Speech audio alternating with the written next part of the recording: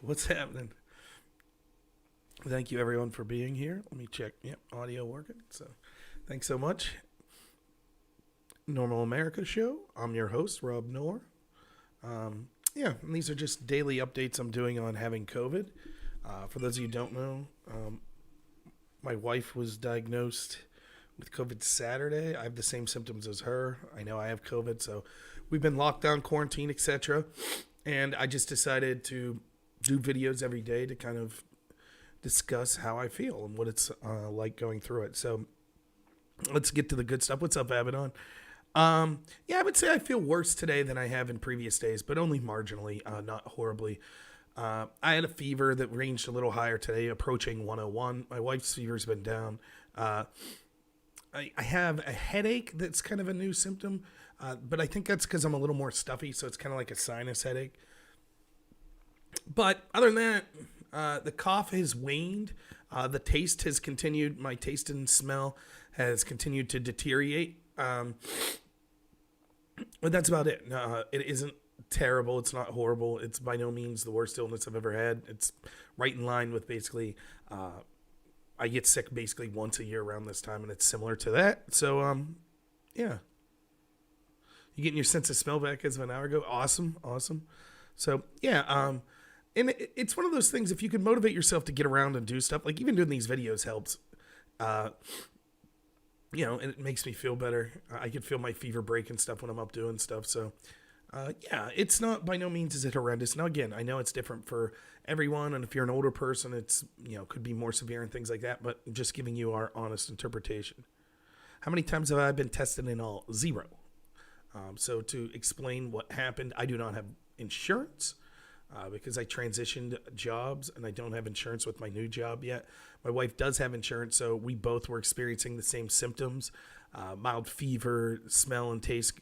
Hers was going, mine wasn't.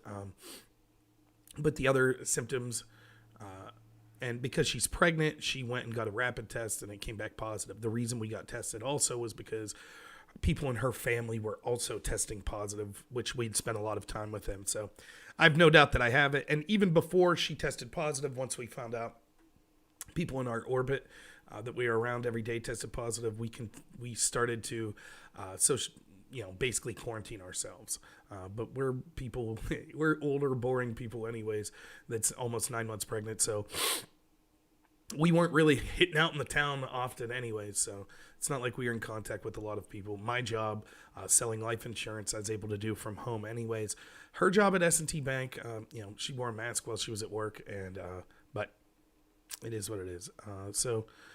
But yeah, that's where we're at. There's not really any new updates as far as how we feel. There hasn't been really a turn for the worse. The test would have cost me $183, I believe, plus tax.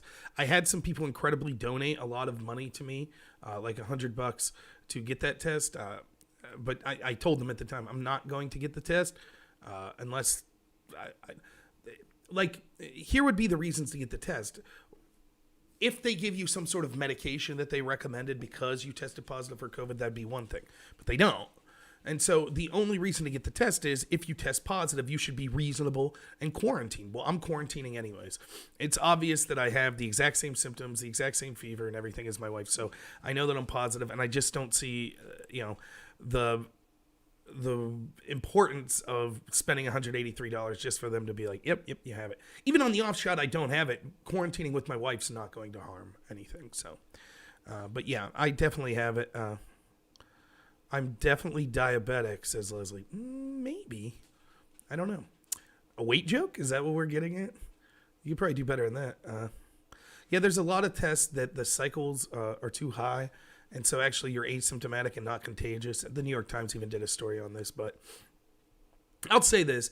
Me and my wife are definitely sick. I believe that we probably have COVID. I believe I've never once said COVID wasn't real. I never once said that it couldn't be deadly for certain people. I've said that it's been overhyped and overblown, which I still stand by that. So in your area, the test is free at the health department. That's good. Yeah, not where we're at. In fact, we had to drive over an hour to get the test, to get a rapid test, because my town does not offer a rapid test. And to even get a regular test in my town, you have to have first visited a doctor and get a referral from a doctor. Well, because my wife's pregnant and had a meeting with her OB on Monday, they wanted to know if she tested positive before the phone call with the OB. So we couldn't wait around until Monday to get a referral from a doctor, then get tested, then wait up to a week to find out if the test was positive. So, and I'm losing my hair. That's definitely true. I am balding. So thank you for that, Leslie. As always, I don't mind personal insults and things like that as long as they're original or funny. Leslie seems to be waning in both of those. But God bless you for trying, Leslie. You might as well go with personal insults, because the people that come on here and want to try to disagree with me like yesterday oftentimes prove themselves to be fools. So can't do any worse just making balding jokes, I guess. Did they say to take anything to help the symptoms? No, the doctors basically, the concern with my wife was the fact that she's pregnant. So there was more of a, I think it's like ibuprofen and stuff like that. They recommend that she doesn't take because of complications with pregnancy. It had nothing to do with COVID. But they gave her the okay to take Tylenol and acetaminophen for things like that. And she takes a prenatal, which includes zinc and other things that you hear people suggest taking. I'm taking a multivitamin, so you're hearing a lot about the vax, and it's very dangerous to get. We can talk about the vaccine. So if I'm feeling okay, I believe Friday I'll be on Dylan Burns' podcast debating, and one of the topics will be vaccines. So we can discuss that a little if you like. But there's a lot to say about it. The first of which is, I guess I won't need a vaccine because I have COVID. To my understanding, as a non-epidemiologist, a vaccine is just basically giving you a low dose of the disease so that you develop resistance to that disease within your own body. Well, if I've already had the more potent virus itself, then I wouldn't need the vaccine. So I'm going to tell you right now, I've, let me think of the word I want to use here. Sorry, I got COVID brain. I have resisted giving people medical advice in this situation and elsewhere in my channel for various reasons. One, I'm a big fat guy that's obviously not the most healthy person in the world, so who the hell am I to tell people how to live healthy? But I don't know. So when it comes to masks, I've told you what I've done. I've given the case why I think people could be skeptical. I'll do the same with the vaccine. I'm not telling you to take the vaccine or not. I can only tell you what my decision will be. My decision is I probably would not have taken the vaccine unless new information came to light that I was comfortable with. And I don't need to now, seeing as how I've had the illness. So it kind of takes the question up. Yeah, zinc, vitamin C, that's exactly what we're doing, yeah. And we're getting... I mean, I guess I feel worse today than I have any of the 4 days, but only slightly so. So I think we'll get through it just fine. It's not something that I'm really panicked about. I'm not. Everything's going all right.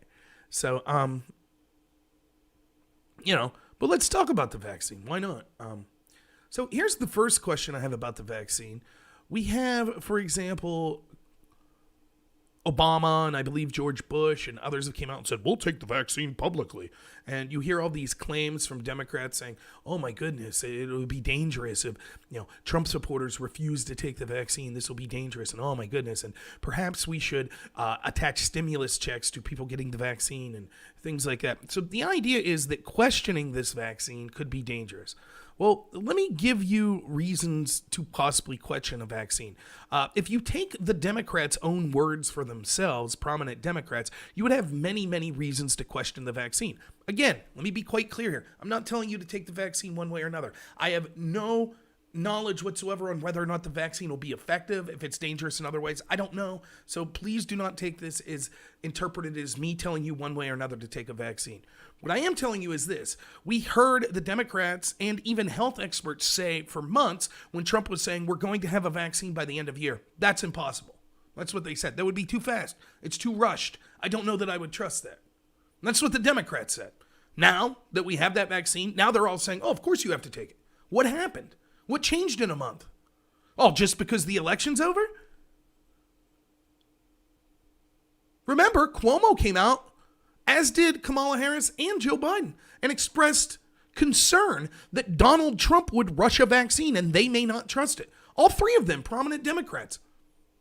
They all did that. I said on my channel when they were saying that, I said, no, wait a minute. If I said that on my channel, YouTube would boot me. If I said that in Twitter, I would get it removed. But when Cuomo and Kamala Harris and Joe Biden said it, no problem.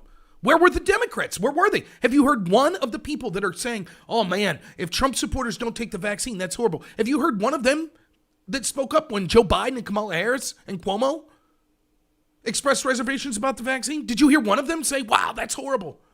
No, they didn't. Did one tech company censor any one of those tweets or any videos on that on YouTube? Nope, they didn't. Facebook removing Cuomo's comments? Nope, didn't.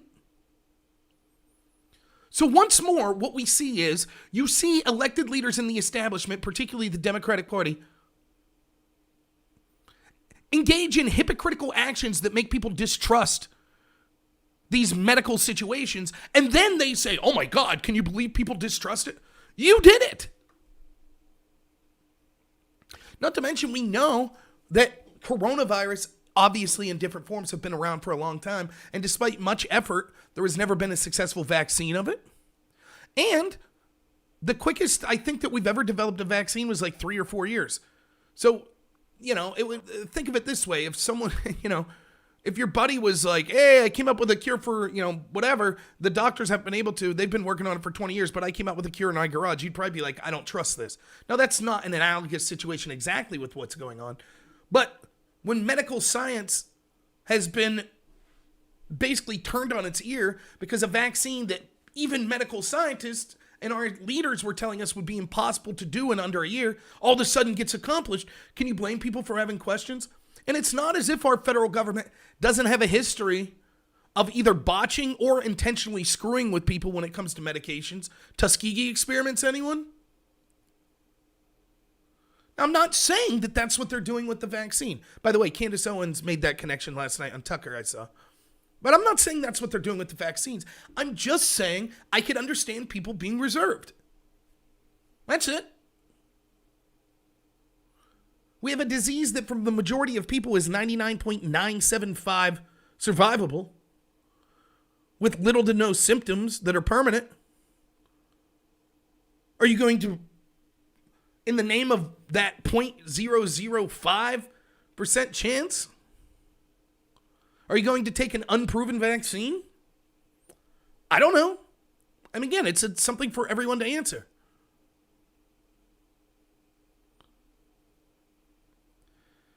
And just with COVID, we've seen the medical experts totally reverse several times on what they recommend on dealing with COVID. For example, remember when the CDC and Dr. Fauci told us in March not to wear masks? Now, according to the CDC director, in an interview from a month or two ago, he said that masks are more important than the vaccine. So he went in a 6-month period from saying, oh, whatever you do, don't wear a mask. You don't need to do that. To not only do you have to wear a mask, it's more important than the vaccine. We had the medical experts tell us that we had to lock down schools, only to then come out and say locking down schools was the worst thing for kids. that actually more died as a result of the lockdowns than they would have of COVID. So how many times are we had the medical experts, for example, question whether or not we should have lockdowns from places like China. They said it was xenophobic. We now know that that was the most effective thing that could have been done. So do you blame people for being critical? It's like, let's see, you've been wrong with everything you've told us. But when you're like, oh, here's an unprecedented vaccine that we came up 4 times quicker than anyone thought was possible, you should all take it or it's illegal if you don't.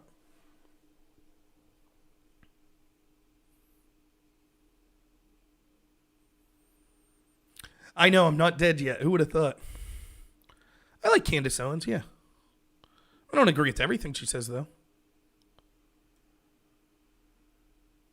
So, I don't know. Now, does that prove?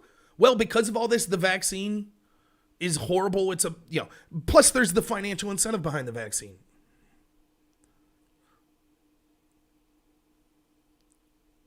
Does that prove the vaccine's a scam, or that it will harm you, or that it won't help from COVID? No, it doesn't prove that at all. I don't know. And I wouldn't deign to give you medical advice. I don't. Not once. I didn't say take hydrochloroquine and zinc, take Regeneron, wear a mask, don't wear a mask. I didn't say any of that. I just am giving both sides of the argument, or the sides of the argument that I see. That's it. Is the vaccine going to be free? That was what Trump had suggested. Now, let's take that argument that I just made about Cuomo and Kamala Harris and Joe Biden and the experts that were saying there's no way a vaccine will be ready when Trump was saying that it would be. And they said, we don't know if we'd trust it because Trump's pushing it. So only one of two things could be true. One, that they were being honest when they said they didn't think it was possible, which means that this quite literally, even to those leaders, is an unprecedented situation that caught them totally by surprise that this vaccine was created. So given that, can you blame people for being skeptical? Or, which is most likely, they knew, they had access. We know that companies like Pfizer were in contact with Biden's team. So Biden's team knew that this was possible, that it was likely that a vaccine would be out by the end of the year. And yet they intentionally lied to the American people because they wanted them to remain fearful so that they wouldn't vote for Donald Trump. And they could say, look, Trump botched it. Trump did a horrible job. Just like how Nancy Pelosi withheld aid to the American people because she wanted them to starve and commit suicide and have poor health and lose their homes and suffer in their marriages and things like that. All the stresses that come with economic depression that people went through. Nancy Pelosi wanted people to go through that because you are horrible and standing in her way to achieving power. That's what it is. That's what she did. So can you blame people not trusting people like that? Can you blame people not trusting the very leaders that said, you can't go to Thanksgiving dinner? Well, they went to the French Laundry with health experts and did the exact same things they told you would cause the virus to spread. The people that told you you couldn't go to church, but you can go to a Black Lives Matter rally, you're going to trust them. You're going to put your total faith in them in an unprecedented medical situation. Maybe you will. That's not for me to decide. I'm merely pointing out that I totally understand. Now look, I say this as someone who I've told you over and over. I've wore a mask almost everywhere I've went. And great people have given me the business about it. But I have. Because I was connected to a lot of people with comorbidities working in the healthcare field. And my in-laws worked sort of with hospice, kind of similar things to that. So they were connected to a lot of people with comorbidities. So I said, I'm not out that much. It's not like I have to wear the mask 10, 12 hours at a time, so I'll put it on. The other reason was, as I've articulated before, if I go into a store and they ask me to wear a mask, then I'll wear the mask. Or I won't go into the store. But what I'm not going to do is fight with someone who's making $9 an hour who didn't come up with the policy themselves, like at Home Depot or at Walmart. They're just the low man on the totem pole that has to tell you, hey, sir, you have to wear a mask in here. So I'm not going to like, whoa, how dare you? I'll just say, okay, I'll leave then. Or I'll wear the mask. I've chosen to wear the mask. That's it. I don't have a problem with individual businesses saying, we only want to serve people with masks. That's fine. If there's a market, I think that you should be allowed to create a business and say, we don't want masks in here. Or we don't care if you have a mask in here. That's fine too.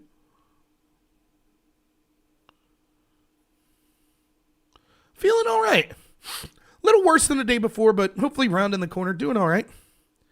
Now, having said that, I explained this with my wife working at a bank. She had to wear a mask like 8-9 hours a day, almost other than her lunch break with no break. She started to receive nosebleeds.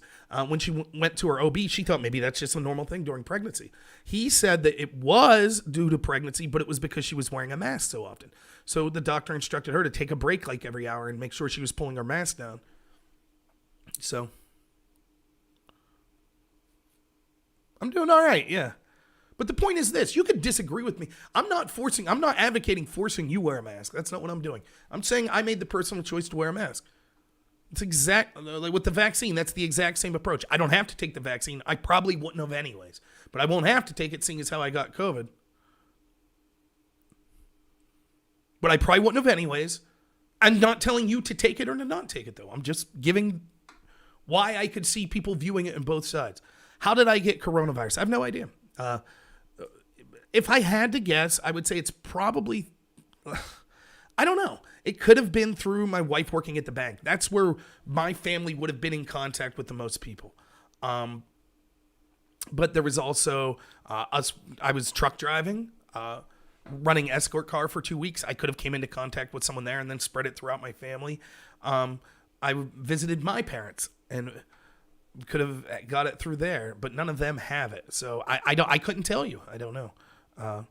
Yeah, I'm doing another Dylan panel Friday. And vaccines are one of the topics. And I got to be honest, if I feel good enough, am I an anti-masker? I just kind of went over that. No. I think that people should be able to make the choice themselves. I think that the entire government reaction to COVID was not to keep us healthy, but for control. That doesn't mean that a mask couldn't be effective. I don't know. But I don't blame people for not trusting it because it is evident by the actions of our government, particularly Democratic leaders, that they intentionally wanted to destroy the middle class and the economy of this country. Look no further to Nancy Pelosi, all but admitting, yes, of course, I withheld aid to people that I knew were suffering because I wanted to wait until Donald Trump was out of office.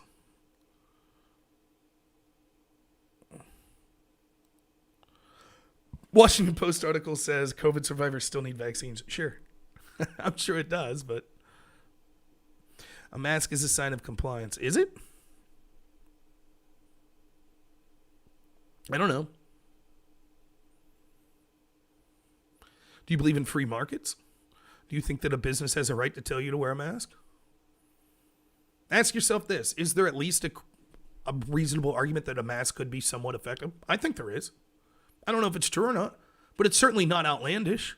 Certainly could be true. In fact, I said in March that the CDC, which knew next to nothing about the virus at the time, that it was a joke that they came out and said masks don't work. How the hell would they know that if they knew next to nothing? They recommended people not wear masks. I said that was something so stupid that only an expert could say. I was right. Regardless if the masks are effective or not, they flip-flopped on it, which proves they shouldn't have said that at the time. But it was never about keeping people healthy. Hey, John, if you don't like my answer, you know where the door is. All I asked if you're an anti-masker, not your political views. Right. Boy, if I'm expounding upon this and you don't like it and you just want word-to-word answers, maybe you should find a different channel to watch. Huh?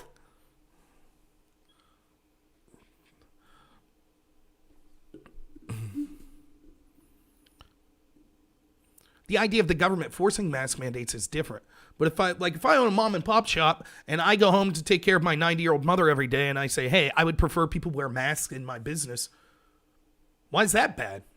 If people don't like it, they could say, hey, good luck to you. I'm not going to frequent your business. What's wrong with that?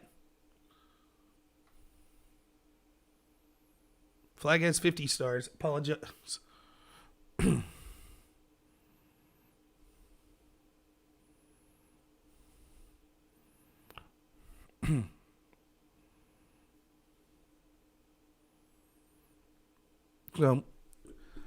So I didn't look at it as a sign of compliance. What I have seen, and by the way, I've called out again, I'm saying I understand, I completely understand. I think that the health experts and our leaders have intentionally used COVID to wipe away our rights and control us. I've said that as well as anyone, I think.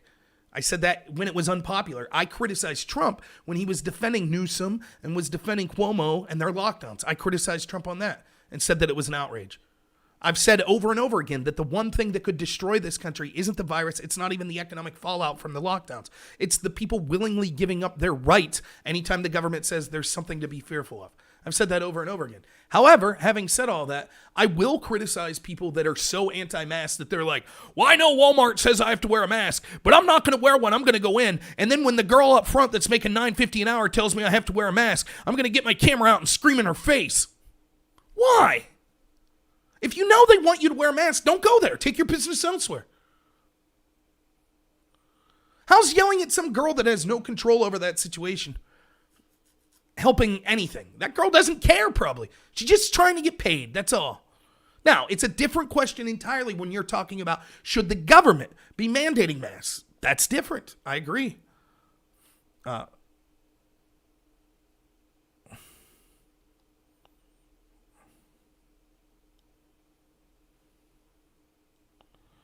Am I wearing an army shirt? No, it's an Old Navy, like basically almost undershirt. Do I have to count the stars for you? 6 and 5 is 11. 6 and 5 is 11. That's 22. 6 and 5 is 11. 33. 6 and 5 is 11. 44. And then 6 on the bottom. 44 and 6 is 50. I buy Feet Pics, great name, says he pile drive the Walmart greeter. Hopefully you wore a mask while you were doing it. So,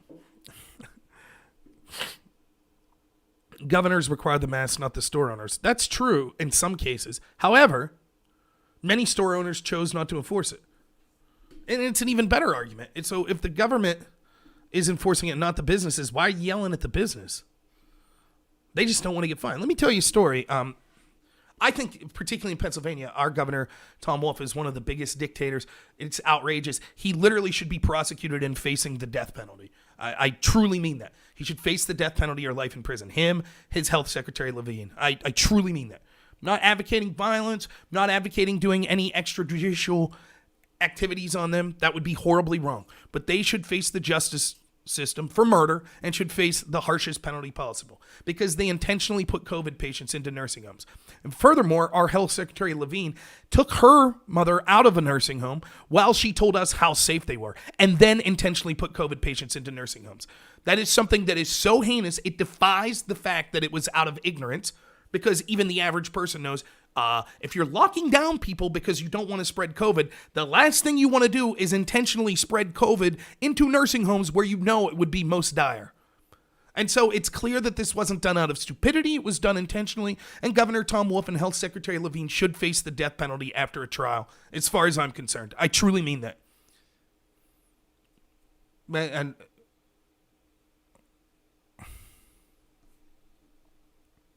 yeah, he's very similar to Cuomo. He also said that, in fact, I'm not a big channel, as you may have guessed. But let me play a video for you, perhaps. That was one of my biggest videos ever. In fact, probably my most viewed video ever. Let me see if I can get this going for you. 6 minutes, so bear with me. But it provides all the evidence for what I would say, and then someone will say, prove the evidence. So I'll just play the video for you. Now you'll see this handsome devil. Hopefully you could hear it. Let's start it. May 11th, Governor Wolf came out and released a statement on county commissioners that were threatening to violate his lockdown orders and open up. The reason they were doing this is because they were concerned their constituents were losing their livelihoods, not being able to go to work. Wolf was not impressed with this and thought that there would be consequences for people breaking his law and that it would lead to the virus spreading and putting everyone's life in jeopardy. Here's from his statement. In his latest press briefing, Governor Tom Wolf responded to the politicians planning to defy the stay-at-home order. He called the move a cowardly act and reminded politicians they're putting lives at risk. In recent days, politicians in various counties sent letters notifying them their plans to move from red phase to yellow on May 15th. According to the governor, counties that do not follow the stay-at-home order will not get funding because they're putting all of us at risk and operating illegally. He said non-compliant counties will not qualify for federal discretionary funds. Quote, to these politicians who decide to cave in to this coronavirus, they need to realize the consequences of their cowardly act. The funding we'll have put aside to help fighting this crisis will go to the folks who are doing their part. And that includes our CARES Act funding that will be used to support counties that are following orders to prevent the spread. Wolf told business owners that these politicians are putting their businesses at risk of losing their health department certificate, liquor license, and certificate of occupancies. Now, think of what he's saying there. If you live in a county and your county says, okay, go ahead and open up, and Tom Wolf disagrees and says that violates his order, he'll take your license to operate. He'll take your health certificate. He called you a coward. He said that if you break the law, there'll be consequences. He had no time for this. He said that it would lead to deaths. Now, fast forward to Monday. There was supposed to be a press conference with Tom Wolf. He had put out a statement over the weekend that was completely opposite when it came to the protests that were occurring in Pennsylvania about the death of George Floyd. Now, despite these facts that these protests had riots that occurred in Philadelphia and Pittsburgh, Tom Wolf still played lip service to him and talked about the need to fight systemic racism and why these protests were important. My friend Todd Bartley was able to attend the press conference, and Wednesday was going to be able to ask Secretary Levine of the Department of Health why Tom Wolf called people cowards who wanted to open their businesses and provide for their family, but he celebrated protesters, some of which ended up leading to riots in Pittsburgh and Philadelphia that wanted to protest about a cop killing someone states over. 15 minutes before he went in to ask this question, he found out that in Dauphin County, where Harrisburg is located, it's still under code yellow, which he'd known that, which means you can't have large gatherings. 15 minutes before he got to ask the question, he heard that Tom Wolf was personally in Dauphin County at a protest that had over 200 people. In other words, Tom Wolf was breaking his own law. And so he decided to ask Secretary Levine what was going on. Here's the question and her response. Secretary, Dauphin County just moved to yellow on May 29th, which means no large gatherings. And apparently there's a march going on that has more than 200 people in it today in Dauphin County. Can you clarify the administration's position on May 11th? Business owners were called cowards for wanting to reopen their businesses, and today the governor is actually marching in that. Is that not in violation of your order and his order for large gatherings? Well, so we have, then the governor has always said that people have the right to protest and to demonstrate and the right of free speech. And so overall, we want large gatherings such as maybe a party or some type of concert or something to be under 250 people. But we are not restricting people's right to protest. There are also obviously significant social issues, that are present, that people feel that they need to have a voice. And so the governor is always supportive of that and is participating in that. April, there is a question back there. Now notice she didn't offer up for a follow-up because my friend Todd would have said, that's outrageous. You said that people that violated the law would face consequences, would not get federal funding or money, and they would lose their job. Why doesn't that apply to Tom Wolf? It was one thing for him to pay lip service to these protesters that were breaking the law, but he himself breaking the law is an outrage. This is indicative of what we've seen from leaders all across this country. They don't feel the rules apply to them. They think they can threaten you. Remember, it wasn't as if he said, I understand people that want to open their business, but, unfortunately, we think it'll cause the virus to spread and kill people. He called you a coward. He threatened you. If you want to feed your family, you are a coward. If you want to protest a cop that died states over, then you're a noble hero. Why is it that COVID can't spread all of a sudden in these crowds? Are they lying when they said that we need to shut down? Because otherwise the virus would spread and kill people? Or are they lying when they say that the protest won't spread the virus? I think it's the former. I think this is evidence that they didn't care about these deaths, as evidence of the fact that Tom Wolf's policy was to put nursing home patients with COVID back in the nursing home, therefore encouraging the spread and leading to mass deaths there. And now we see evidence that he doesn't even believe his own lies. He'll threaten you if you want to provide for your family, but if he wants to go out and get a photo op to be with these protesters, he thinks that's highly appropriate. Call your state representative. Demand that we lift these lockdowns now. If they're good enough to not be enforced for Tom Wolf, then your family's just as important. We're sick and tired of leaders people like Tom Wolfe that stand on a moral high ground and threaten us and claim that they know what they're talking about, then violating the very same things and laws that they pass that they demand we enforce. They don't care about your family and livelihood. All they care about is increasing their power. And that's what the lockdown was about the entire time. Oop. What is this? You don't need to see that. Man, that guy's handsome, right? Fuller beard, less COVID-y. But that was from June. I did that video, June 4th. That's who Tom Wolfe is. Someone says manslaughter, not murder.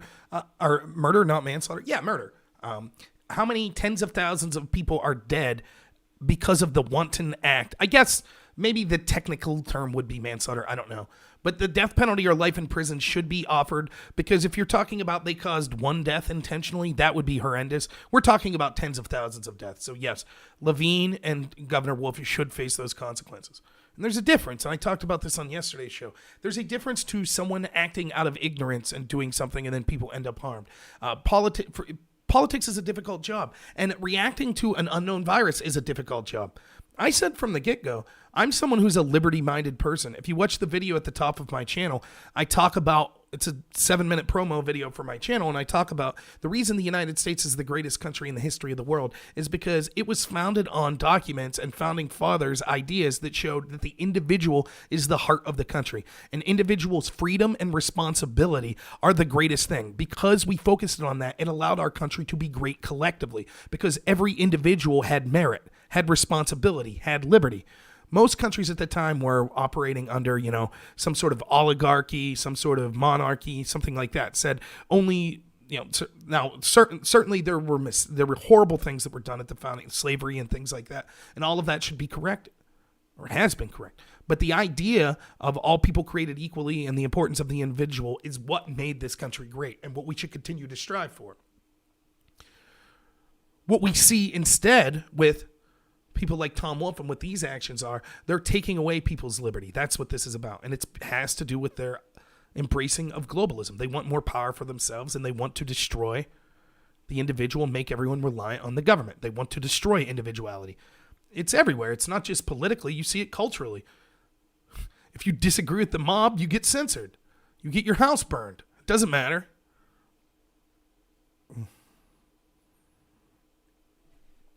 So, yeah, there definitely was malicious intent. I agree.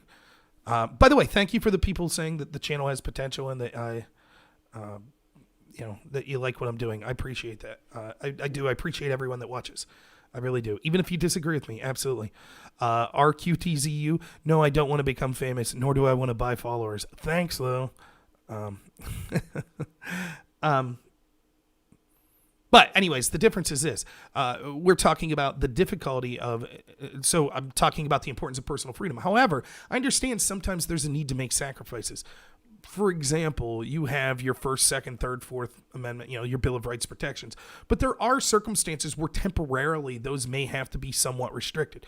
For example, if there is a dirty bomb that is released in New York City, I would not blame, as millions of people would be dying, if our government restricted travel to New York City. Makes sense. I think most reasonable people could see that. If there's an illness that's killing millions of people, and it doesn't have to necessarily be that threshold. I understand that all of us look at liberty differently, and there could be reasonable, good people to make an argument saying sometimes they should be temporarily restricted more than other times. I get that. However, and the Constitution, by the way, allows for that. So I get it. And I've said from the outset that even though I was against the lockdowns, if I could understand a scenario where they would have been more acceptable, I would have still been against them. Because I understand the biggest danger, as I said, was willingly giving up our rights. That was the biggest danger our country faced, as will be used over and over and over again to destroy the middle class and the working class of this country from here on out. That's what will be done. We see it happening today. That's the real threat.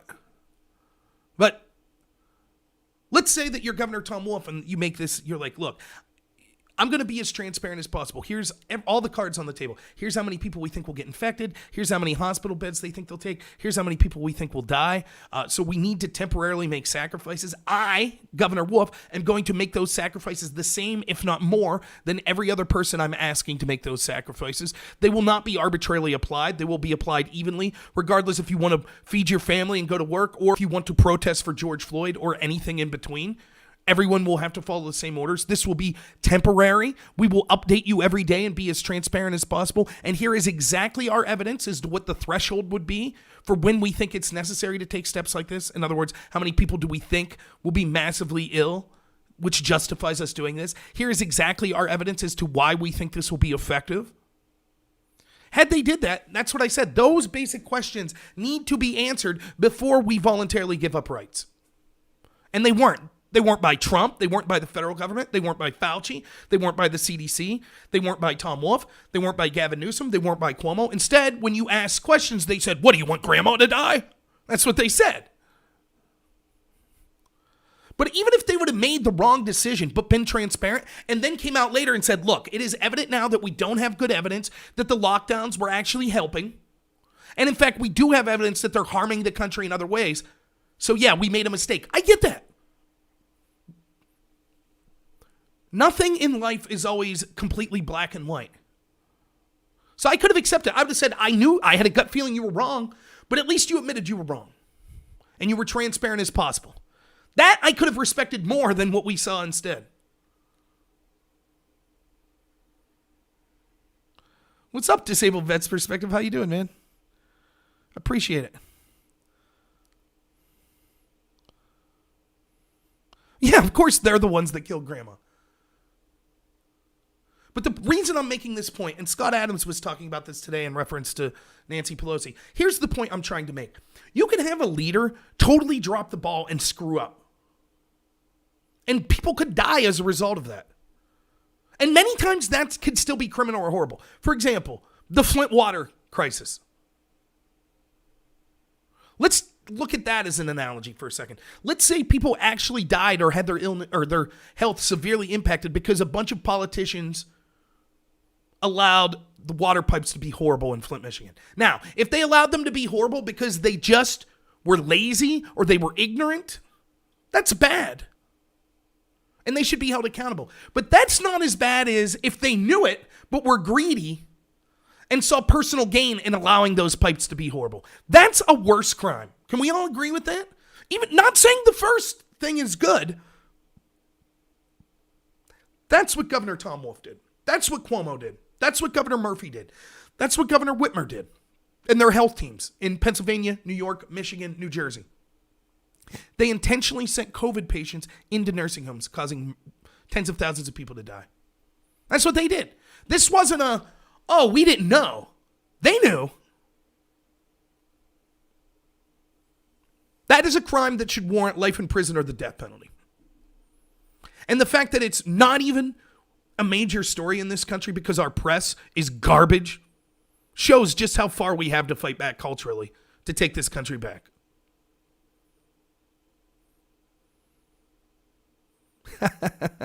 Caden Tanita says, "Yo, debate Vaush again. I want to see him roast you again."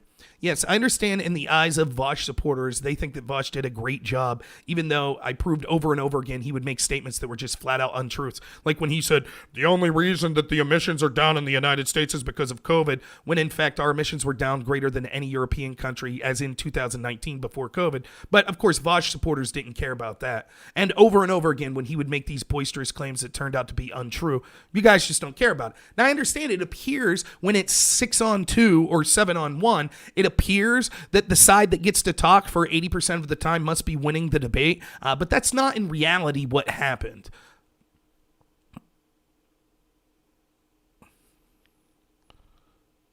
Just like Nancy Pelosi. She now all but admits, yeah, I withheld aid from people because Trump was in office. Do you understand how evil that makes you? Do you understand that? How many people, just take a guess, how many people suffered severe consequences because the economy was shut down through no fault of their own? And Nancy Pelosi, who was one person that had the ability to stop helping the American people, did so. purely for political power. That's it. That was the only reason. Even Bernie Sanders all but admitted it today.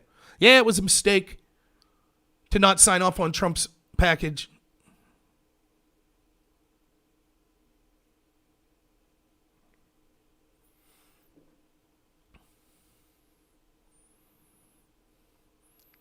It's disgusting. It's unbelievable. Where's the media? Where are the bleeding heart Democrats? Where are they? Where's Vaush?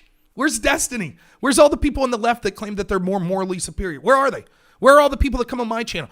Not one of them ever said a word about, oh, geez, that's pretty despicable that the Democrats in the House, Nancy Pelosi, is intentionally withholding aid from people because she wants them to suffer so they're more likely to vote Democrat. Have you heard any prominent Democrats in the media other than possibly Bernie Sanders? Have you heard any of them? You heard any on channels like this? No? Didn't hear any of that? Isn't that odd? But these people will tell you how moral they are. They care. They care about the people. They care about the socialists. They care about the working class. Only they don't care, and we're more than happy to see the working class suffer immensely if it meant getting Donald Trump out of office.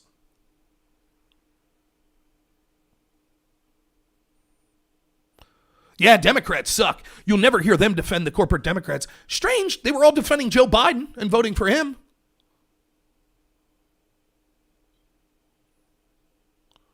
Donald Trump was trying to get checks out to people. Oh, but he's Hitler, right? The Republicans, which I criticize all the time, they were trying to get checks out to people. But the socialists that hate the corporate Democrats, they went ahead and voted for a 47-year-old corporate Democrat. They had no problem with the media. We talk about it all the time. By the way, Caden, weren't you the one that said you'd like me to debate Vaush again? Vaush, who claims that the mainstream media and the idea that their bias and the problems with that are laughable, but then says the reason we don't have renewable energy, get this audience, is because there's not really proof that the mainstream media was biased for Biden against Trump. That's just whatever. That's garbage conspiracy. But the reason we don't have renewables is because you ready for this? The mainstream media is bought and paid for by the oil industry. In other words, to Vaush and his followers, you're more likely to see the mainstream media shill for big oil and against green energy than to shill for Joe Biden against Donald Trump. Weird. I didn't see Vaush or any of his supporters. Didn't see any of them criticize. My God, can you believe the media is backing Nancy Pelosi here in her attempts to withhold aid from the American people, millions of which are suffering? It's weird. I didn't see it. I always love it how these people, particularly the progressives and the socialists, and it's not all of them, by the way. It's not. I know friends that fall into that category that are great people. But I always find it odd how it's always, oh, we would have said something. Like kids in cages. Kids in cages are such a big deal. Really? Everyone knew about them under Obama. What did you say? Well, Obama's not here anymore. It's always like that. Always making an excuse. Oh, believe all women. Oh, really? Where were you when James Carville, who was running Bill Clinton's campaign, said of Juanita Broderick, who credibly accused Bill Clinton of rape, if you drag a $20 bill for a trailer park, this is what you find. Bill Clinton's still at the DNC, still speaking for Joe Biden. That's weird. Where's the believe all women crowd? Oh, they didn't have a problem with that. Imagine that Trump would have said something like that. Sorry, most of you are garbage hypocrites. It's the truth. You're liars. You didn't care about believing women when they accused Joe Biden. Kamala Harris said she believed the women that accused Joe Biden of being a serial sexual assaulter. She believed them, she said. And yet she's his vice president. Would you go to work for someone you thought was a serial sexual assaulter? But Kamala Harris did. Where's the media? Where's the Vaush supporters? Where's the progressives? Where are they? That's weird. Do I take calls? Sometimes I do. I'm not going to today, though, just because I'm not going to be on here much longer. A normal show, I'd stay on longer and I'd take calls, but I don't feel the best just having COVID and stuff. Caden says, you can acknowledge they suck and realize you're facing a worse prospect than Trump. Do you have no other option? This is a ridiculous argument. There's a chance Biden's open to the left. That's absolute garbage, because the entire idea of what the left wants, the idea that they care about working class people, is a farce. Every single policy that the establishment left backs, including people like Bernie Sanders, is to achieve authoritarianism and is detrimental to the workers and the poorer people in this country. For example, the lockdowns that people like Bernie Sanders and the progressives have cheered for haven't resulted in the economic viability or even the health of poor Americans. In fact, they've suffered immensely. But you know who's gotten rich? Jeff Bezos, Mark Zuckerberg, Jack Dorsey. They're making money hand over fist. Bill Gates. I'm sick and tired of this. Oh, well, we claim, and it would be different if these progressives didn't claim to be morally superior, just like when I debated Vaush. We made it through 2 topics, like 2 hours, without anyone claiming that they were morally superior to anyone else, until we got to climate change, and those on the left had to say, it's because you don't care about people because you're immoral, blah, blah, blah, blah, blah, blah, blah, blah. And then, of course, when I asked Vaush, are you willing to take personal sacrifices to help for climate change? No, only if the government forces me to. Okay, then you're not moral. You're garbage. That's what you are. You're only willing to save the planet and make sacrifices if the government forces you? Screw off then. I'm not going to listen to your faux superiority. It's the same thing here. Well, you know, we're superior. We actually care about people. We just have to constantly vote for people that believe the opposite, that are corporate interests, because they're the lesser of 2 evils. Did you speak out against the CIA and the FBI engaged in a coup against Donald Trump? No, because Donald Trump was a greater evil. Did you speak out against all the censorship efforts from tech companies in collaboration with the media? No, you didn't. Did you speak out when the New York Post story that was critical of Biden and his family was censored? No, you didn't. Did you speak out when the media, when they had a chance to ask about that, instead asked Joe Biden about what milkshake flavor he had? And then when someone said, what do you say about this New York Post story? They all laughed at them? No, you didn't. You didn't speak out to any of that. And you'll continue to go on the rest of your life saying, well, you know, I have to vote for this corporate Democrat again because I believe the garbage from the corporate media that tells me that the other side's literally Hitler. Awesome. There's 2 people in Afghanistan watching. Thank you so much.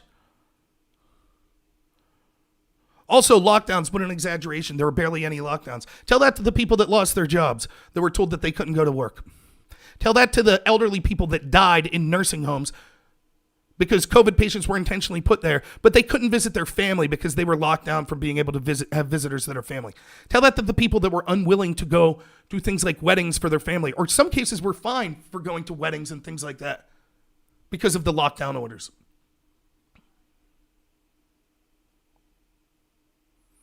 I'm talking fast for someone with corona. I always talk fast. I was unaware that a symptom was slow talking.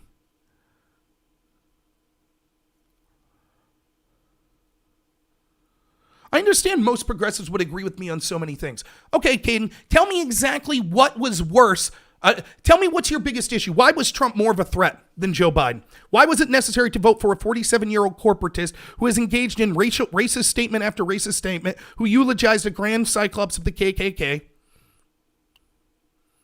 who's been the interest of corporate Democrats for 47 years? What was it about him that you were willing to accept the total capitulation of the mainstream media, the end of the mainstream media, being totally in the tank for Joe Biden, almost 95% of them, to the fact where we have FBI and CIA agents that are now just totally in tandem with the mainstream media? You know, the media the Democrats told me back in 2003, the entire idea was that corporate media didn't challenge the warmongers in the CIA and the FBI and people like Dick Cheney enough when they were lying us into the Iraq war. That's what the Democrats used to believe. Now they're perfectly fine with the CIA and the FBI being pundits on the mainstream media. What was it about Trump? You know, for example, he tried to pull troops home, right? He was trying to pull troops home, and now it's the official Democratic, even the progressives say, no, you can't do that. I understand progressives should agree with a lot of what I'm saying. I disagree with kind of the idea of socialism. I disagree with the idea of identity politics and the garbage like that many of them push. But to me, the single biggest issue is corruption. That the establishment Republicans and the establishment Democrats are really one big party and they don't care about us. And the establishment Republicans pretend to care about working class rural Americans. Most of them don't. And the establishment Democrats pretend to care about poor or working class urban Americans, and most of them don't. And that every 4 years we get a choice between garbage person A and garbage person B. Jeb Bush versus Hillary Clinton. Mitt Romney versus Barack Obama. All corporatists, all agreeing on the important things that they care about, like bailing out banks, going to foreign regime change wars, etc. Sure, they'll pretend to argue on gay rights or abortion or something that they don't really care about. But when it comes to the big things, the warmongering, the bailing out their corporate friends, they always agree.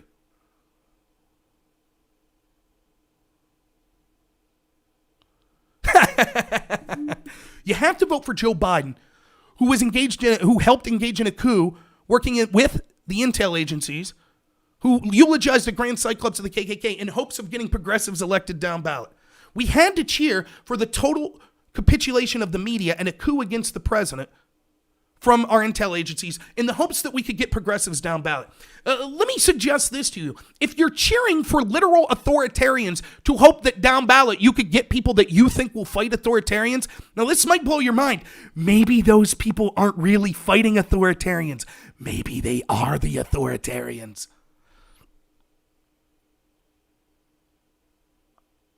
Really, what progressives? Let's take Bernie Sanders. There's a progressive that you seem to like. Was Bernie Sanders against the coup against Donald Trump?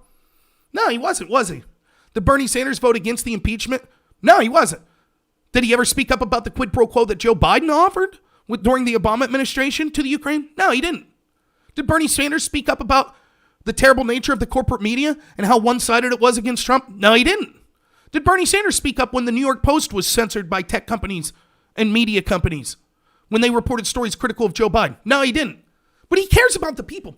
Bernie Sanders really cares about the people. He thinks that we should basically have open borders, as he lives in a gated community. He thinks that we should worry about our climate change and carbon footprint, as he has a modest third lake house and flies first class and drives in sports cars. Oh, he cares about the people. We saw the taxes he released. He took every tax loophole that he could. Isn't that odd? Bernie Sanders, moral man that cares about the people. As long as he can keep his millions, continue to have unadulterated power, not live by the rules that he's enforcing on other people. Oh yes, he mightily cares about the people. The things I'm citing are conspiracy. What, like what? There. Now we get to the heart of it, Caden. The reason that it was necessary to vote for a 47-year experienced corporate politician who eulogized a Grand Cyclops of the KKK and did all the horrible things. The reason was, you ready for this? Because Trump's gross and annoying. There you have it.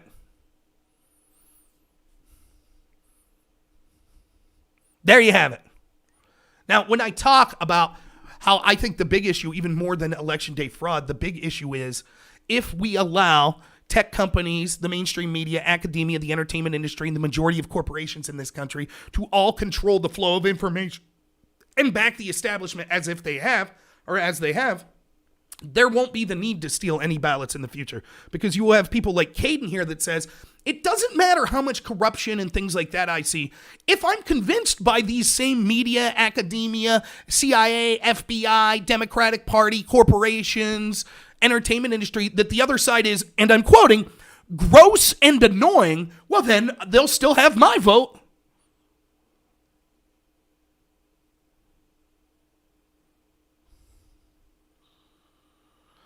No, Caden, you don't understand. Here's another great point. He says, quote, Bernie followed the tax laws. He's bad. Trump is great for exploiting labor laws to rip off contractors and laborers. Because there's a fundamental difference. When Bernie says it's immoral for wealthy people to exploit and not pay their fair share, he's making an argument of morality. That's the argument his supporters make. Bernie's a moral person. He actually cares. Trump's not the one who said, you're immoral if you're not paying X amount in taxes. Trump never said that. Bernie said that. And then Bernie is a hypocrite.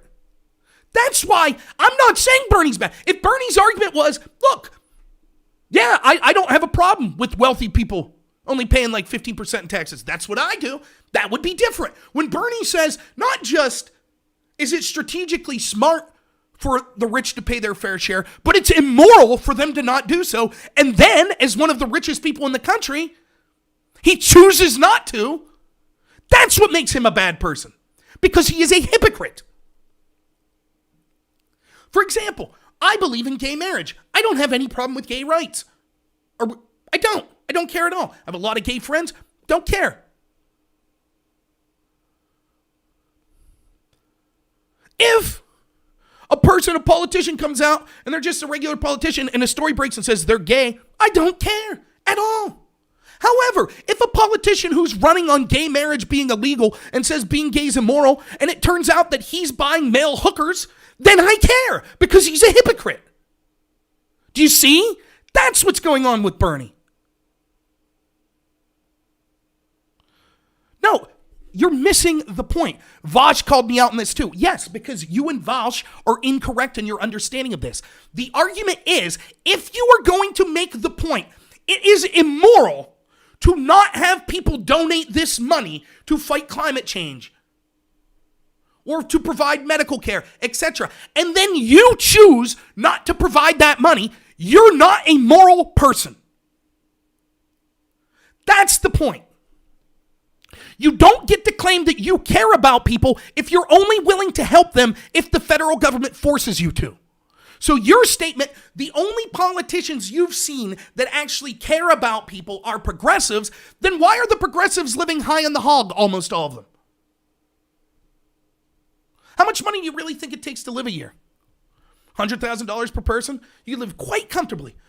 So why aren't the progressives donating everything over that to poor people that need the help? Vaush says he would easily be willing to give up, climate change is so important, he would easily give up 99% of his wealth to the federal government to fight climate change. He says that that's because he's a moral person and I'm not. But he's unwilling to do that on his own. He'll only do it if the government compels him to do so through force. That doesn't make him a moral person. You're not a moral person if you say, well, I don't rob banks, but only because it's illegal to rob banks. That doesn't make you a moral person.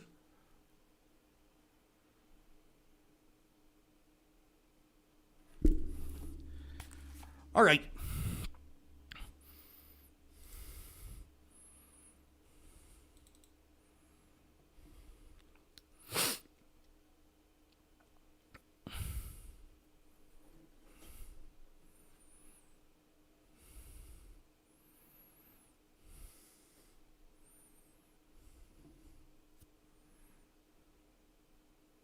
Jeez, update's taking forever here.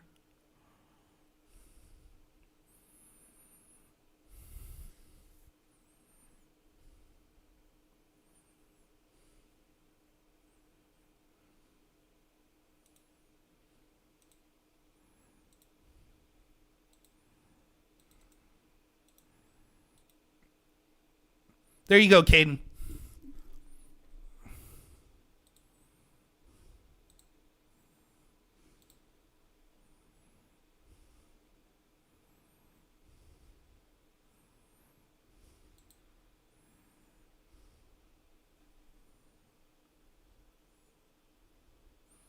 Go ahead, Caden. We'll wait for you.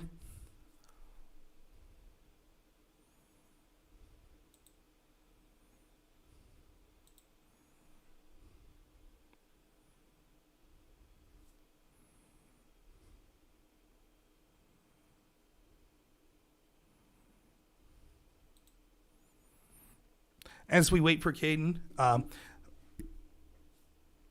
yeah, this is often what you see from the morally. There we go. I wasn't calling you there. Is that you, Caden? It is me. Yes. Thank you for taking my call. Sure, no problem. So, what's the whataboutism that I'm talking about? I can't remember. There's a number of things we were jumping between there, but just the whataboutism. You made a couple there. Anything I say about Republicans or whatever, you say, well, the Democrats need to do these things, or whatever. Like, when did I ever say that? When did I say that once? No, this is before we even started commenting. We commented about a bunch of stuff there. But no, there I never. I never said that once. In fact, I've routinely criticized Republicans on this show tonight. Not as much, but I did tonight, and I do all the time. But show me once where I said, well, Republicans did that, but Democrats did it worse. In what topic was that? I don't remember specifically what you're referring to, but your response to my claim of whataboutism was, it was about you're saying, well, Bernie should support the, like you said, why didn't Bernie support the fake impeachment? Why didn't Bernie support the Durka? Or you listed like 3 or 4 things. Durka just means like I got you. I know whatever. Yeah. Okay, so let's talk about those things. Yeah, honestly, I've lost my train of thought. Not lost my train of thought. I've lost the train of what you were talking about. So let's just get back to a specific position, and we can actually argue from more. Sure. Okay. So the specific position is of this: what we're talking about. you make the argument that the progressives are the only politicians you've seen actually care about the people, and that the reason that you voted for a corporatist like Joe Biden, or why? No, I don't know if you specifically or progressives voted for a corporatist like Joe Biden, was in the hopes of getting progressives down ballot. That was why you said that it was preferable to vote for Joe Biden over Donald Trump. I made the point that quickly, just to jump in, and specifically like New York, for example, I'm not sure if you're familiar, but like you can vote for Joe Biden, but on the working family party line. So you're not voting for the Democrats, it's for the working family party line. So it sort of like sends a message that you are, obviously Joe Biden is the only contender other than Trump, but if you're a Democrat, obviously you're not going to vote for Trump. But you still want to send a progressive message. You can work on the working family party line, and that achieves that goal, you know. So it's like a step towards having it's not. It's not. In fact, it's actually the exact. It's not. I know. There's huge flaws. It doesn't like. It's hard to say how much it can actually instigate like change, but like it's a step beyond just getting a vote to the Democrats, right? Like so in the absence, it's the exact opposite. In the absence of it just being Trump or Biden, like you're suggesting that okay, well the progressives, well if they don't like corporatism or they don't like the establishment, they got to vote for Trump because he's obviously more in line with not being the establishment. But then you look at the actual progressive policies that progressives want to implement, like there's no way Trump is going to be anywhere, like they don't even consider. He laughs about the prospect of the Green New Deal, and you know Joe Biden, Joe Biden is pretty close to being equally as like resistant to the Green New Deal. He doesn't laugh it off though. Okay, he says no, I'm never going to support that. Okay. So the thing is, okay. I'll mute you if I have to. I get the filibuster strategy. I get it. We'll just mute you if that's what's necessary. May I just finish my final 10 seconds? Sure, 10 seconds. Go. Yeah. So the last point is Joe Biden. At least he's not going to deride the Green New Deal. That will get progressives more traction than somebody who's like laughs it off, right? Even that alone. Okay, that's it. So first off, you're exactly, just on your criteria, it's actually the exact opposite of what you're saying. So if you really were a progressive, the worst thing you could do is constantly say, well, this time we need to vote for this corporatist because the other side's so much worse. What do you think the argument will be in 2024? What do you think the argument will be in 2028? How about 2032? I'm so sympathetic to this perspective, and honestly, especially after Bernie got like blown in the primaries, I was like, fuck it, you know, this is my perspective as well. Like there's the corporatists always win, the establishment wins every time, whether it's Democrats or Republicans. What's the point, right? But then you make the argument for like, well, you got to play the long game, you know. And this is my perspective to my defense of Bernie, if you will, as some progressives have that same perspective, like, fuck you, Bernie, why did you support Joe Biden? Why are you supporting the establishment? You know, very hypocritical sort of thing. But if you look at the political establishments, like these corporations, like church religions, they don't view politics in the frame of 4 years, one election period, in 8-year cycles, whatever. They do this shit in decades and like in centuries. Yeah, right? I agree. So you voted for it. So the progressives and Bernie Sanders and all the people that voted. Progressives in power because they're the ones who can actually change the Democratic Party. I get it. I get the filibuster strategy. I get the filibuster strategy. Okay. Oh, sorry. So yeah, I'm not filibustering.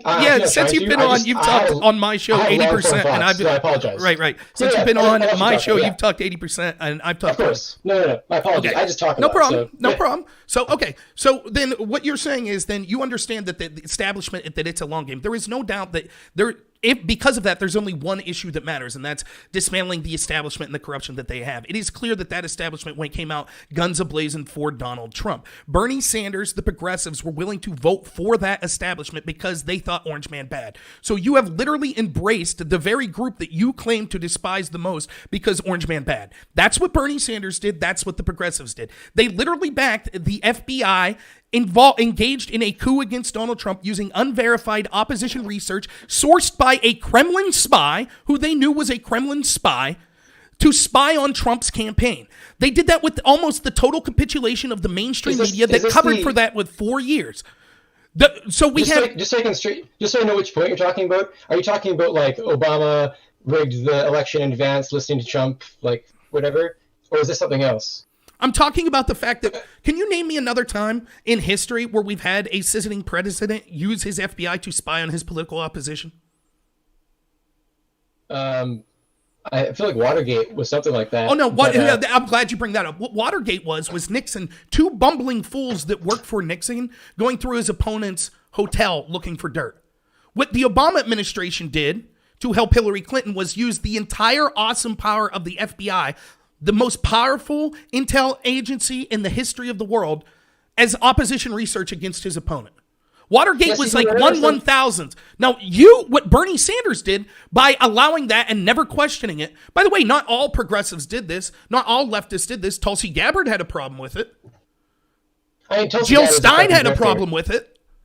Well, I have qualms with Jill Stein as well, but yeah, Tulsi Gabbard is an absolute grifter. I don't think she's a progressive by any means. She's got some. I don't know what her goals are or what her objectives are. I'm just incredibly skeptical of whatever she's got going on. You know, like I appreciated her presence as an anti-militaristic person, but like in the primaries, but. Aside from that, like I question her motives for a number of reasons. Sure, that's fine. You can question her motives. So you question her motives, but not progressives and people like Joe Biden that backed an FBI-ran coup of the president. You don't question their motives. Right. Actually, thank you for reminding me. I forgot about the FBI thing. I'll move on already.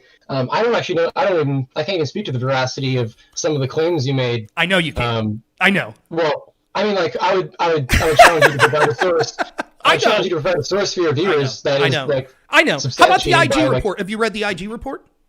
Can you point to a Republican in the Senate or Congress who actually supports this claim?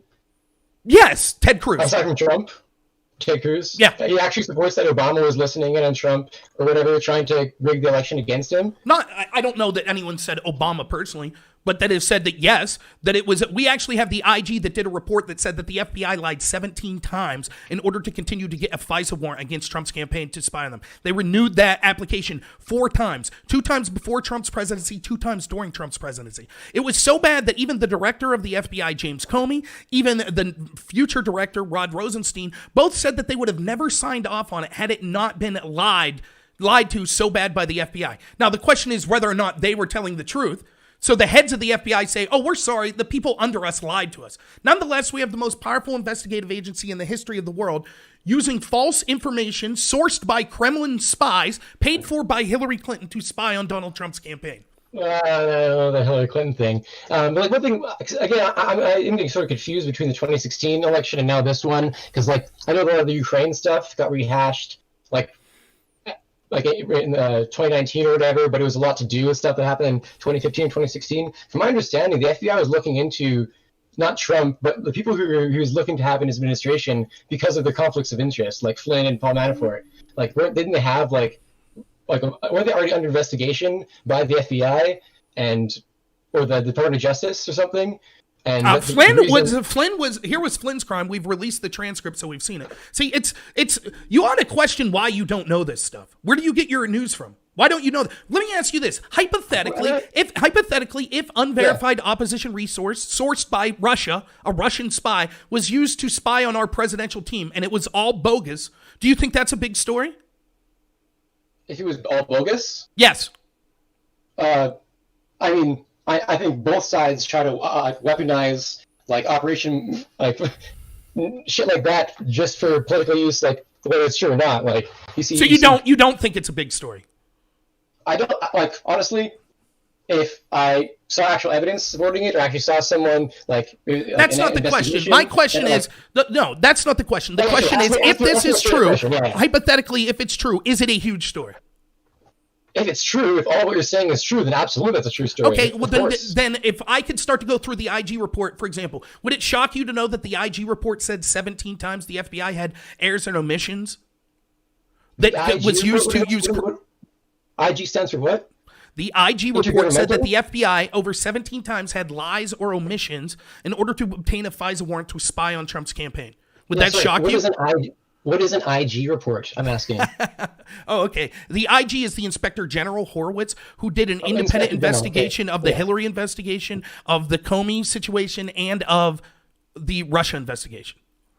So the person that was asked to look at this by Democrats, originally IG Horowitz was asked to do an investigation into James Comey when Comey came out and said, we're reopening the investigation into Hillary. Democrats originally said, oh, that was James Comey costing Hillary the election. We demand that the Inspector General investigate this. So the Inspector General took up these investigations. The person requested by the Democrats rolled 17 times our FBI lied or had omissions in order to use unverified opposition research paid for by Hillary Clinton's team to spy on Donald Trump's team. That's in black and white. That happened. I mean, like, I guess I can just take your word for it, right? Like, I'd have to go back and double check those things. But like, from as like a purely investigation like tactic, I was under the impression that like law enforcement's allowed to lie to get people to like confess to crimes or to get evidence and shit. Like, is that what instance you're talking about? So like. I mean, they didn't lie to get people to admit stuff. Can you give some specific examples that like they lied, claiming that they had evidence when they didn't? And also, you're saying this entire investigation was funded by Hillary. You just snuck that in there, and I don't know what that refers to. That Hillary Clinton paid a law firm called Perkins Coie in order to get opposition research. The original claim, the reason we needed to investigate Trump was allegedly Trump and his son and others tried to get dirt on Hillary Clinton from Russians.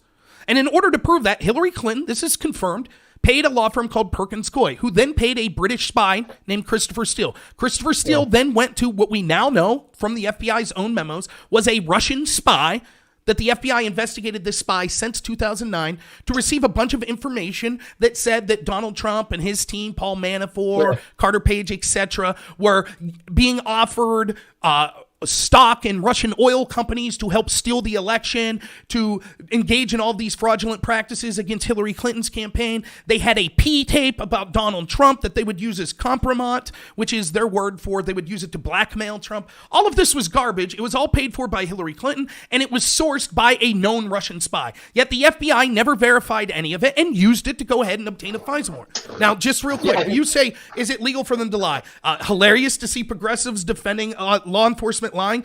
As long as it was against Donald Trump, though, no big deal. But it's not. Idea that they were just lying. What they did was they lied to the FISA court, and this is the idea. And I don't know if you knew this, but our government is allowed to spy on foreign spies. They're allowed to do that. But as an American citizen, you have rights, and the government is not allowed to violate your rights unless they go to a FISA court and get a warrant suggesting that you are a probable spy for an enemy country. In that case, your rights as an American citizen are stripped, and they're allowed to wiretap you and spy on you. So what the FBI did was lie to obtain warrants to spy on people in Trump's team. Bill Binney, formerly of the NSA, talks about the two-hop rule that this allows. What that means is they spied on Carter Page, they spied on everyone Carter Page had communications with, and they spy on everyone that those people had communications with, which means that if you're able to spy on one person in Donald Trump's team, you're able to spy on the entire team. That's what happened under James Comey and the Obama FBI. Now, you say, what are the specific instances of the lies? Here's one. Look up Kevin Kleinsmith, who's actually being criminally charged, a lawyer for the FBI. At one point, after signing off on the warrant twice, one of the crucial claims that was being made from the allies of the FBI, of the Democrats, which were the media, one of the things they were releasing was, like you said, wasn't it true that some of these people were being investigated before? So Carter Page, for example, there was a claim that Carter Page was already being investigated. Right. Yeah. That sounds devastating. No, what I was going to say was like Tim Pool does this all the time. You're just trying to shift the conversation to something that like you are comfortable talking about a lot and talking about for a long time. And like I guess I talk a lot too, so make people in that. What the hell? You asked for a specific example. Sure. Yes, I'm just jumping in now to say like frankly, I'd have to look into all this again. I take your word for it. I'll look into it again. But you didn't look into it because you didn't care because Orange Man bad. That's why. And then you asked me to provide proof, and then when I start to provide the proof, you say, "Oh, you're just talking about something you know about." I know. Isn't that crazy? Isn't it crazy how the progressives that are supposedly against authoritarianism didn't bother to take the time to look into actual authoritarianism? Isn't that crazy? Oh, you dastardly Trump supporters! You only talk about things you like not weaponizing the FBI in the most authoritarian action possible to go after your opponents. That's stuff that only Trump supporters are concerned about. Oh, we know, but you're a mighty progressive that cares about the people. It's hilarious. It's hilarious. I didn't mean to trigger you. I was just trying to clarify. I'm not triggered. Me laughing at you is not me being triggered. It's laughing at the stupidity that you're engaged in. That's not being triggered. Dude, I was just saying. I'm sorry, not stupidity, hypocrisy. But I said I didn't mean to trigger you. All I was trying to say was that I lost my train of thought. Sure you did. Either way, that I can't speak to the truth or the falseness of these claims. Right, I had to look into them. So, you can keep talking about it, but the way I can't really respond too much. But Like, I'd rather talk about more juicy things than I was talking about originally in the chat. Right, you know? right. I get it, and that's exactly the point with Bernie Sanders and with the progressives and whatever. They accuse Donald Trump of being an authoritarian, but when you could actually prove actual authoritarianism that was done by their party, they're all of a sudden they don't care. That's not juicy enough. I will guarantee you this: if Donald Trump used opposition research that he paid for, that was sourced by, let's say, a Kremlin official, a Kremlin spy, to spy on Joe Biden's campaign, I'll guarantee you wouldn't be sitting here saying, well, that's not juicy. Okay. But if we sit down, because we obviously, both of us follow politics probably to a more serious degree than most people, right? Like, I sound like the both of us follow it pretty regularly, and you might have some skepticism as to how much or what news I'm reading, right? But like the average viewer, just in terms of talking about comparing authoritarianism and being my hypocrisy and supporting authoritarianism or not liking in other instances, like this scenario that you explained of this example of authoritarianism of the Democrats is so elaborate and requires like so much like context and understanding, and having to have been following all these investigations as they're happening and understanding, like, parsing what's actual truth and what's like that's a lie. Exaggerated. That's exactly the excuse. That's exactly. Okay, let me finish my point though. I'm just saying, maybe it's all true. Maybe all you're saying is that all entirely true. But the thing is, the complexity of what you're trying to say as an example of authoritarianism is not as cut and dry as the examples that we can point to for Trump. You know, give me an example. Broad expansion of federal powers, like what? His endless executive orders, you think that Donald Trump had more executive orders than Barack Obama? I don't care about the number of executive orders. I care about the sweeping metrics of what they tried to do. You know, like what? Give me an example. Trying to roll back abortion rights. How is that authoritarianism? In what way did he roll back abortion rights? How was he an authoritarian? What did he do that was authoritarian with an executive order rolling back abortion rights? No, abortion rights was another example. I wouldn't say there's an executive order that used abortion rights. Okay, so give me the example of the authoritarian executive order that was worse than the Obama administration using the FBI to spy on his opponent. I'm not trying to compare it to the FBI. Right. Again, by the way, let's go back to your idea that this was too complicated. It's real simple. Did we have an impeachment investigation into Trump because allegedly he talked to someone in the Ukraine, had a phone call, and allegedly wanted them to look into Joe Biden? Did we have to put the country on hold and have an impeachment hearing on that? Well, the impeachment was for the Trump Tower, so with that stuff, then Russia. No, it wasn't. That's it. You literally have no idea what you're talking about. No. Trump was trying to get the Ukraine stuff was in like 2018, 2019 when Trump was trying to get dirt on Biden. He was trying to dig Giuliani to go to Ukraine to get dirt from Kalin's, what the fuck his name? Kalimsky? Fuck. I can't pronounce his last name. You were just conflating like 50 stories. You have no idea what you're talking about. You have no idea. The impeachment started with Trump Jr. and Ivanka making that the Russian lawyer pretending to have information about adopting Russian nothing babies. To do with the impeachment. Nothing whatsoever. Nothing whatsoever to do with the impeachment. You're talking about back to that. If you'd allow me to finish, you're talking about Veselnitskaya, who was a Russian lawyer, who, by the way, who had dinner with the leader of Perkinskoy the day before and the day after she met with Don Jr. in Trump Tower. She met with Don Jr. for 17 minutes. He admitted, or less than 17 minutes, he admitted what was said. He thought that it was about other case, or she was going to give information on Hillary when it was obvious that wasn't the case. He left the room. Now, in contrast to that, we know for a fact that Hillary Clinton actually did attempt and achieve getting dirt on Trump from Russian spies. We know that happened. So if there was an impeachment against Donald Trump and that was considered criminal because of that, then why wouldn't there be a similar action taken against Hillary Clinton or the people in the Obama administration? Now, that has nothing to do with what impeachment was. Impeachment was over the Ukraine. So you were, again, incredibly misinformed about this. The impeachment was that allegedly Donald Trump had a phone call, just real quick, Donald Trump had a phone call with the Ukrainian president, and a whistleblower claimed that in that phone call, Trump offered a quid pro quo of the $500 million that we were going to send to them on the contingency that they investigate Joe Biden. That was what impeachment was over. I'm sorry that you're so misinformed that you don't know that. That's what the impeachment was over. Wait. I also have I do have my timelines. Like those 4 years just seemed like one crunch. So the Russian investigation didn't lead into impeachment, and the Ukraine stuff was impeachment for. Yes, that's true.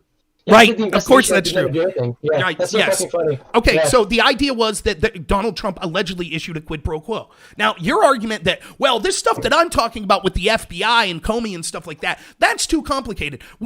How is it complicated? The FBI under Barack Obama spied on Donald Trump using a Russian spy's unverified message that was paid for by Hillary Clinton. That ain't pretty damn complicated. That's simple. That's a simple story. And we know that it's simple, and it's simple enough for Democrats to understand because they impeached Trump over a more complicated, more convoluted story. So we literally had to put the country on hold. By the way, in a time when we could have been preparing for COVID. Instead, the Democrats were running impeachment because allegedly Donald Trump used a phone call with the president of the Ukraine to suggest that that Biden be looked into for the obvious crimes that Biden's son committed in the Ukraine. Why should they be looked into? Because Trump was impeached for an alleged quid pro quo that was never proved.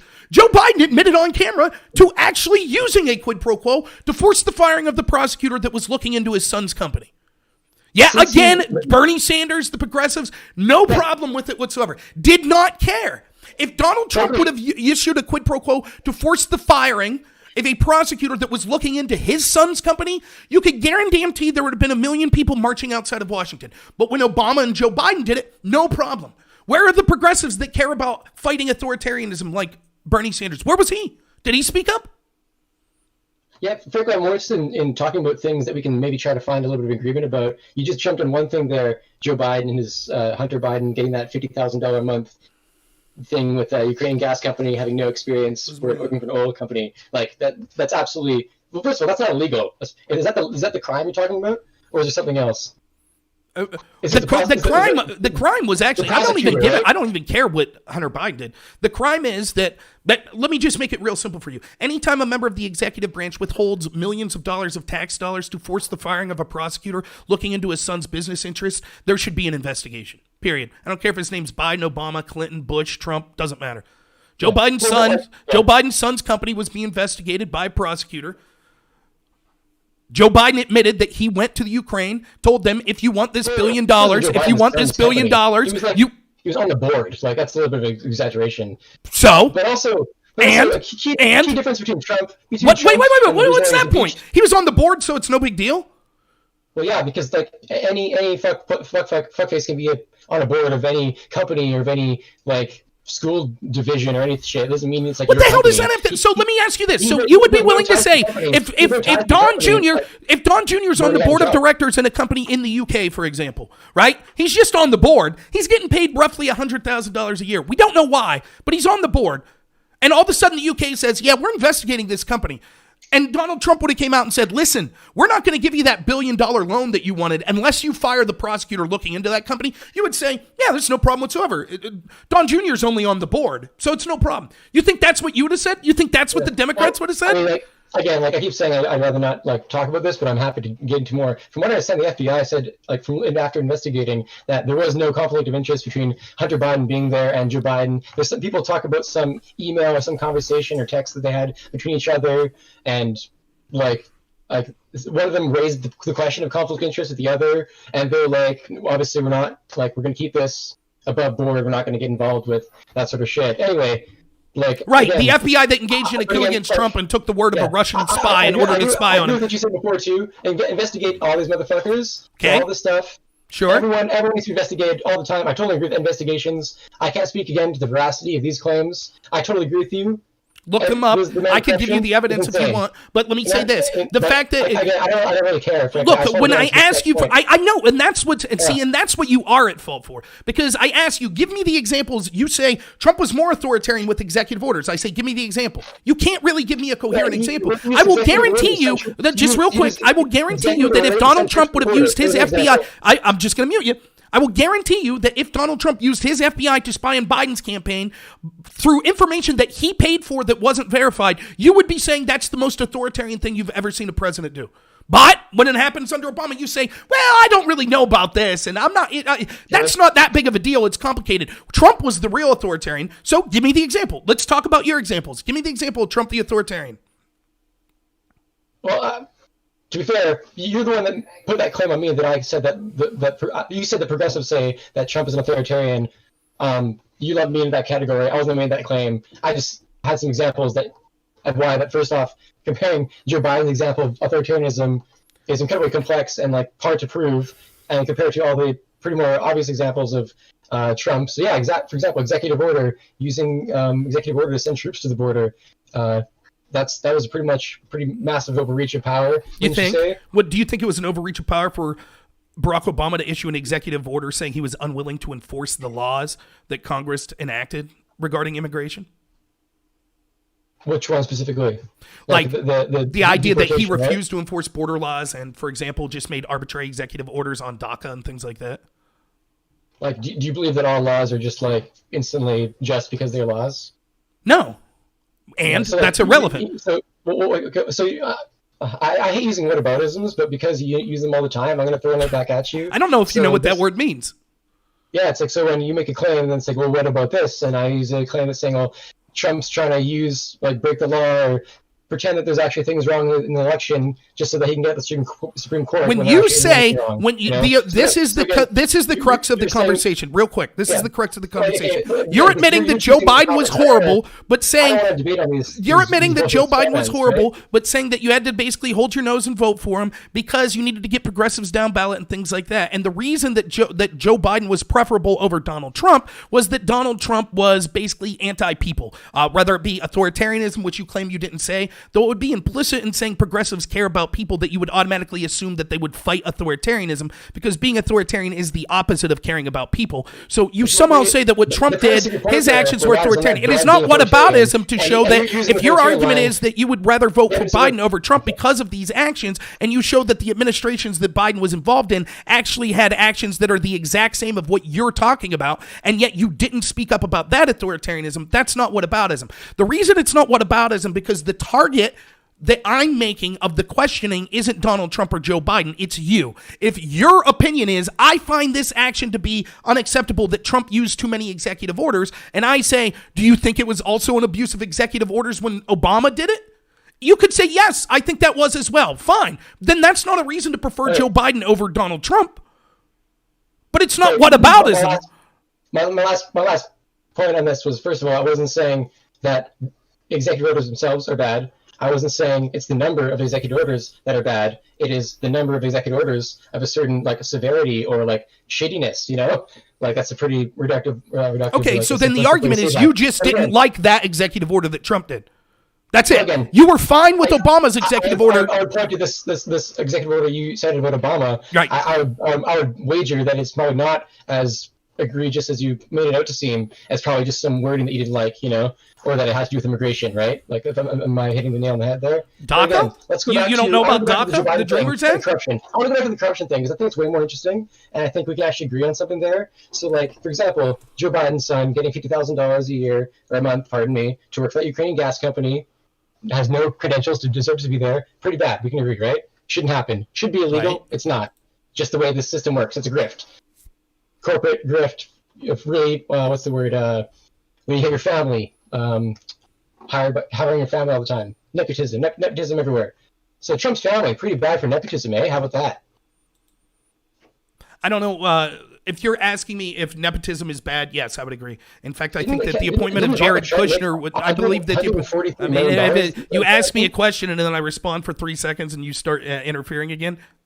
Did you say your piece or did you want to just, is that it? Is that all you had? I think is that all you had? Is that right? No. So I'm going to ask you another question. Do you have another point to make on this? Do you have another point to make on this? No, okay. Well, then, you see, it's kind of annoying, huh? If you ask me a question, you should give me more than 3 seconds to finish it. There was a delay. Didn't hear you start answering. Okay, cool. So nepotism. Yeah, in fact, I would say that Jared Kushner in his status, he clearly had no qualifications for the position that he was offered. He got that job solely for being part of the Trump family. Absolutely nepotism, absolutely disastrous. Agreed. Ivanka? What was her official? Did Ivanka have official government credentials to do something? If she did, that's nepotism as well. Yeah, but Joe Biden wasn't even in the administration. He was working on a board of a foreign Ukrainian gas company, and that is very much nepotism. But you're saying Ivanka and Jared Kushner and Don Jr., all of them working in the White House on TV all the time, on Fox News, going on the media, having all these portfolios that are later clawed back, these security clearances that are later clawed back. You're saying that's not as much nepotism, but Joe Biden being on the board of a Ukrainian gas company, that's really bad. Did I say that? You know? Did I say anything like that? No, you didn't. No, that's true. I didn't say that. You have no problems. Yeah, you have no problems with Hunter Biden, Ukrainian gas company. You have no problems with that. No, I didn't say that. Show me once. In fact, if you want, you can go back and scroll there later, and you could timestamp the time when I said that I made the specific words that the nepotism of Ivanka and Jared Kushner and Don Jr. being on TV, that nepotism wasn't worse than the nepotism of Hunter Biden being on a board of directors. Show me where I said that once. I didn't even bring up the word nepotism until you did. I didn't bring up the word nepotism. I wasn't saying that about all those people. I was saying you had a big deal with Joe Biden or Hunter Biden, and that's more of an example of nepotism than the examples I cited. I never used the term nepotism. You did. There is a different problem that's not nepotism. There is a different problem that's not nepotism. There is a problem that's not nepotism. Is nepotism a problem? What is the word you like to use to describe the problem that I would describe as nepotism? What word do you like to use? You're describing a different problem. I'll tell you exactly what the problem is I'm describing. Two things. Well, the reason here's the two problems I'm describing, neither of which are nepotism. First, a politician, a high-ranking executive, or any politician, high-ranking politician's family in financial relationships that are undisclosed with foreign adversaries. Like China. Okay, yeah, reasonable. Yeah, for sure. Okay, that's different than Ivanka being on Fox News. Number two, those politicians like Joe Biden using his status and tax dollars to issue a quid pro quo to fire a prosecutor that was looking into his son's company. Both of those are beyond nepotism. Now, nepotism, which is also bad. And I've criticized Trump. Again, Kushner's the best example. To the extent that anyone else in Trump's family actually was involved in crafting policy and things like that, that again would be nepotism. And I again would be against that. But that happens in almost every administration. And while it's bad, it pales in comparison to the two things that I discussed. So when you're arguing a straw man, when you're saying that Biden's nepotism was worse than Trump's, that's not what I said. I didn't even bring up nepotism. I brought up two specific situations that were incredibly corrupt, that had nothing to do with nepotism. I was speaking pretty broadly. I can get into more details about nepotism, whatever you want to call it, or the conflicts of interest with Ivanka and Jared and Don Jr., like the contracts with foreign countries in exchange for like real estate. Like they take entire floors or entire buildings of Trump hotels or Trump buildings all over the world for massive inflated monthly rental fees. These are obviously being exchanged for government contracts. Let me ask you this. Have any of these contracts that they're being involved in, have any of them been being investigated by the law enforcement of those countries? So, for example... So maybe you don't make a specific comparison between my nepotism, me calling it nepotism for Joe Biden getting money, $50,000 a month. But Ivanka made $143 million last year. You can't tell me... Doing what? Doing what? Yeah, good question. Okay. Doing what, Rob? Okay, so making money is bad. I assume... Right, so I assume... Right. I assume that you were probably breathless when you were advocating how terrible the Clinton Foundation was during the Obama administration, right? Well, frankly, I wasn't politically active until 2014. Sure. But do you know how old I am? Like, you're like older than me. I'm 26, so I wasn't really that. I was like maybe beginning university then, or high school again. Yeah, beginning university. So I wasn't politically active, but since I have been politically active, I've been equally as vociferously critical of the Democrats as I have been Republicans. Okay, the question that you're... When I talk to conservatives, and when the conservatives and the right always characterize like the Dems as like this monolith, like we all believe the same things. Like the progressives are going to agree with any corruption, any like overreach of power, any like anti-military industrial complex. No, they're not. No, they're not. That's a lie. That's a lie. I can prove it easily. That's a lie. So first off, just to talk specifically about what we're going on right here. So you say that Ivanka Trump, I'll just mute you here, no problem. You say that Ivanka Trump, for example, has made all this money. Again, this happens administration after administration. People involved. It happens politically. Like we could see it with Nancy Pelosi. You could see it with Bernie Sanders. Was Bernie Sanders a rich man before he came into office? Nope. He parlayed the fact that he's been in government for how many years now into becoming an incredibly wealthy man. Is that fair? What's that? Can I address that actually? Sure. Yeah, because I hear this argument a lot from the right, and like it's like it doesn't really bear a lot of weight when you actually look into it. Do you know how much money? Like how long? First of all, Bernie's been in the Senate for how long? And in Congress, like 25 years, Something like that. 30 years. He was a mayor before that. I don't know how much mayors make, but I know members of Congress and Senate make over $100,000 a year. I know, from what I understand, Bernie was the lowest paid congressman and senator for the majority of his tenure. But if any more like reasonable human being living in Vermont is going to buy a home and have $100,000+ a year, that those assets accrue, right? So his net worth, even when he was running for president in like 2016, was only like just shy of over $1.5 million, right? So that's a very modest amount of money, having made that much income. And I always hear this conversation about 3 homes. He had 3 houses. Like he had 1 house, and they had an apartment that he got in D.C. for when he was working in D.C. because he's working in the Senate and Congress, whatever. And then Jane's uncle passed away, and they inherited a cottage, which they later sold and then used to buy another cottage that was slightly larger. Like, so this whole wealth thing is like a There's massive 2 things on the exaggeration. Bernie wealth thing. One, he's a hypocrite because he says people that accumulate massive mass amounts of wealth are wrong and immoral, yet he has massive amounts of wealth, so by his own I'd love to standard, address he's that too. immoral. What's that? I'd love to address that point too. I've heard this one a million times. Okay, sure.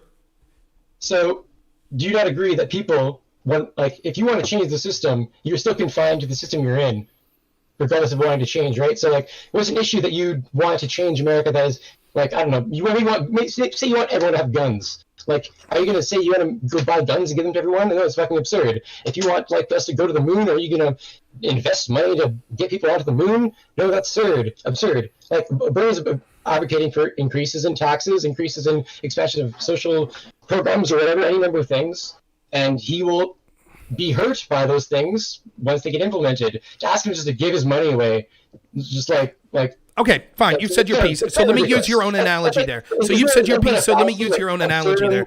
You said your piece. So let me use your own analogy there. So, okay, the analogy of guns. That is not what's happening. It's not as if someone's saying, hey, I think that we should get rid of guns. It would be a good idea to get rid of guns, and therefore you should have to get rid of your own guns. Excuse me if I can finish. So that's not the analogy. The analogy is Bernie Sanders is saying you're immoral if you own a gun and then owns guns. Bernie Sanders isn't just saying, hey, I understand people use the system that's out there to make money. That's perfectly reasonable. We should change the system. That is not what Bernie Sanders says. Bernie Sanders says it is immoral to accumulate those amounts of wealth, and then he has accumulated that amount of wealth. Wait, how much wealth does Bernie actually say is immoral? And he doesn't give a specific amount, but I believe his interpretation would be 1 penny more than he has. That's his interpretation. Sure. It's okay for him to be very massively consistent. rich. Right. It's okay for his massive amount of wealth. That's totally moral. It's people that make more than him that are the problem. The classic socialist argument. Oh, open borders. I live in a gated community. It's okay for me to be in the gated community. Oh, you shouldn't have guns, but I have the armed guard. Oh, wealthy people are moral, but not my wealth. My wealth's acceptable. Yes, we're aware of Bernie's hypocrisy. He doesn't specifically say exactly what amount of wealth is immoral because maybe he'll obtain that amount one day. Certainly, he's continuing to take any tax loopholes he can. I mean, he's a multi-millionaire, and he's unwilling to give up on a lot of these tax loopholes while saying that it's immoral to accumulate so much wealth. Yeah, I don't think actually that Bernie has said that. I think he has said specifically how much wealth he thinks is immoral. Sure, how much? It's actually, it's like, you say, well, for sure billionaires, of course. I don't think billionaires should exist. But I think he's actually said like tens of millions or hundreds of millions of dollars. Like you don't make that money without having like participated in like the exploitation of workers, and therefore it's not unreasonable to ask these people contribute towards the betterment of society. You know, I think I'd even challenge you to say that show me where Bernie has said like it is immoral to have any millions of dollars or whatever, but he's 100% said billions. Like okay, CNN article, which I'll put up on the I can just right here. CNN, CNN article. This Bernie Sanders in 70 Senate race called millionaire senators immoral. Bernie Sanders has harshly criticized wealth of U.S. senators during his first campaign for office, calling it immoral that more than half the senators were millionaires. Okay, dude, that was in 1971. Oh, so you're saying that inflation's so much that now he would say, looking back, I don't believe that it would be now immoral for senators to be millionaires. That's your argument?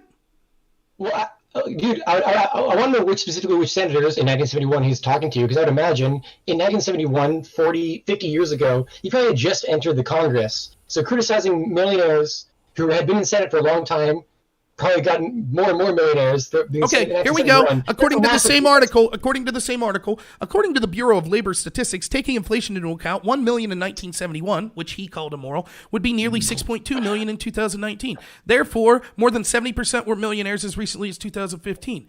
That would mean that if Bernie Sanders... That's like 4 or 5 times his life net worth. So the argument is... So he's objecting to someone having that net worth as he's like a freshman in Senate. That seems pretty reasonable to me. So he's worth 2 million, right? So 2 million okay, 6 million not okay. That's the argument? That's Bernie Sanders' argument. 2 million net life worth when you're 80 years old versus 6 million and like God knows who. Like again, that's I don't know who he's referring to. But dude, you have to make it. You can't. Okay, dude, you brought a 1970. Go on. And tried to use it in good faith. Yeah. Like, come on.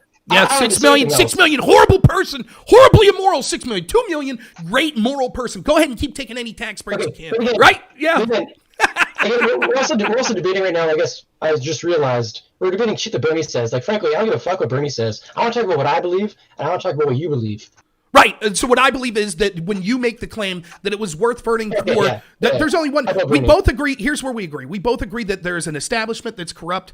I believe that that's the most important issue that you could vote on, because to me, if your vote doesn't matter because there are establishment people that really control elections, it doesn't matter if your issue is climate change or if your issue is pro-Second Amendment. None of those matter if really the FBI and the CIA are allowed to engage in coups, if we have oligarchs such as Zuckerberg, such as Bill Gates, such as Dorsey, all of these people that are able to use tech companies to push information that they want to have a one-sided thing. If all of the academia is on the side of these corporations, if almost all the corporations, if all of these major institutions are all pushing the same establishment side, you better hope that your issue agrees with them, because your voice doesn't matter. And so the most important thing we could do is break up this establishment and corruption.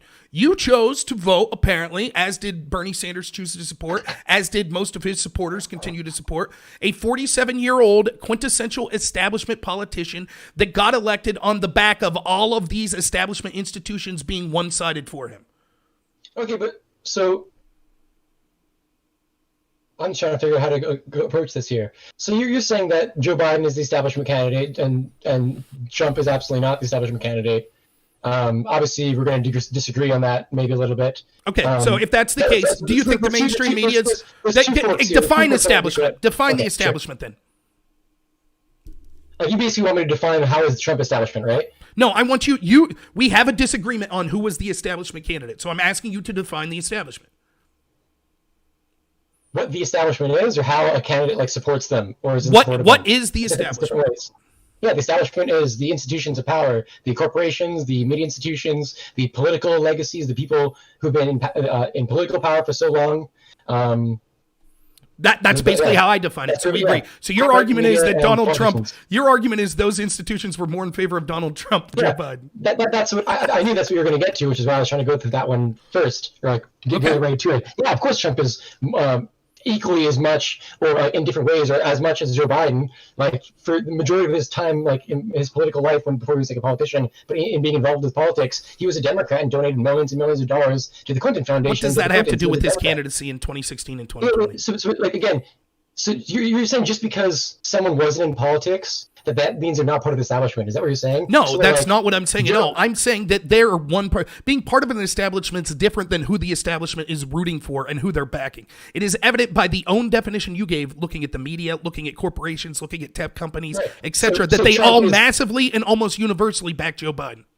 So to say, but a long time ago Trump was a Democrat, what does that have anything to do with anything? Well, because... Well, I'm just saying you're talking about the Democrats as the establishment, and I'm just saying that Trump was in favor of that supposed establishment for a very long time. Okay, I totally agree. In fact, I'll take you a step further.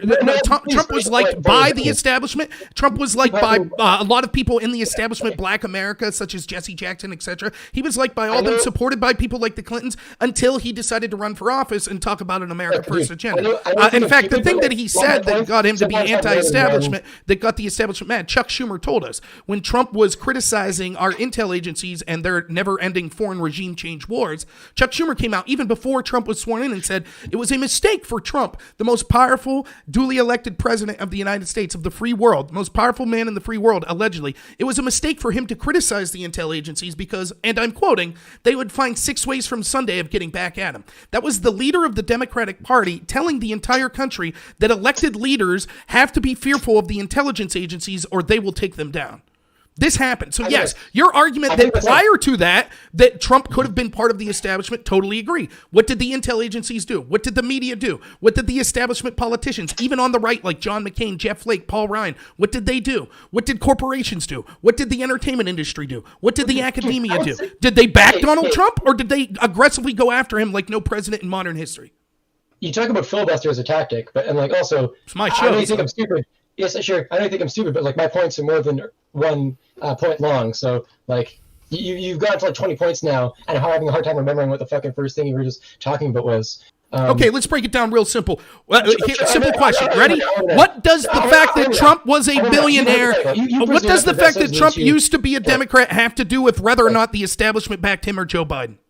Start over. I missed the first part. What does the fact that Trump used to identify as a Democrat have to do with the question of did the establishment back Biden or Donald Trump?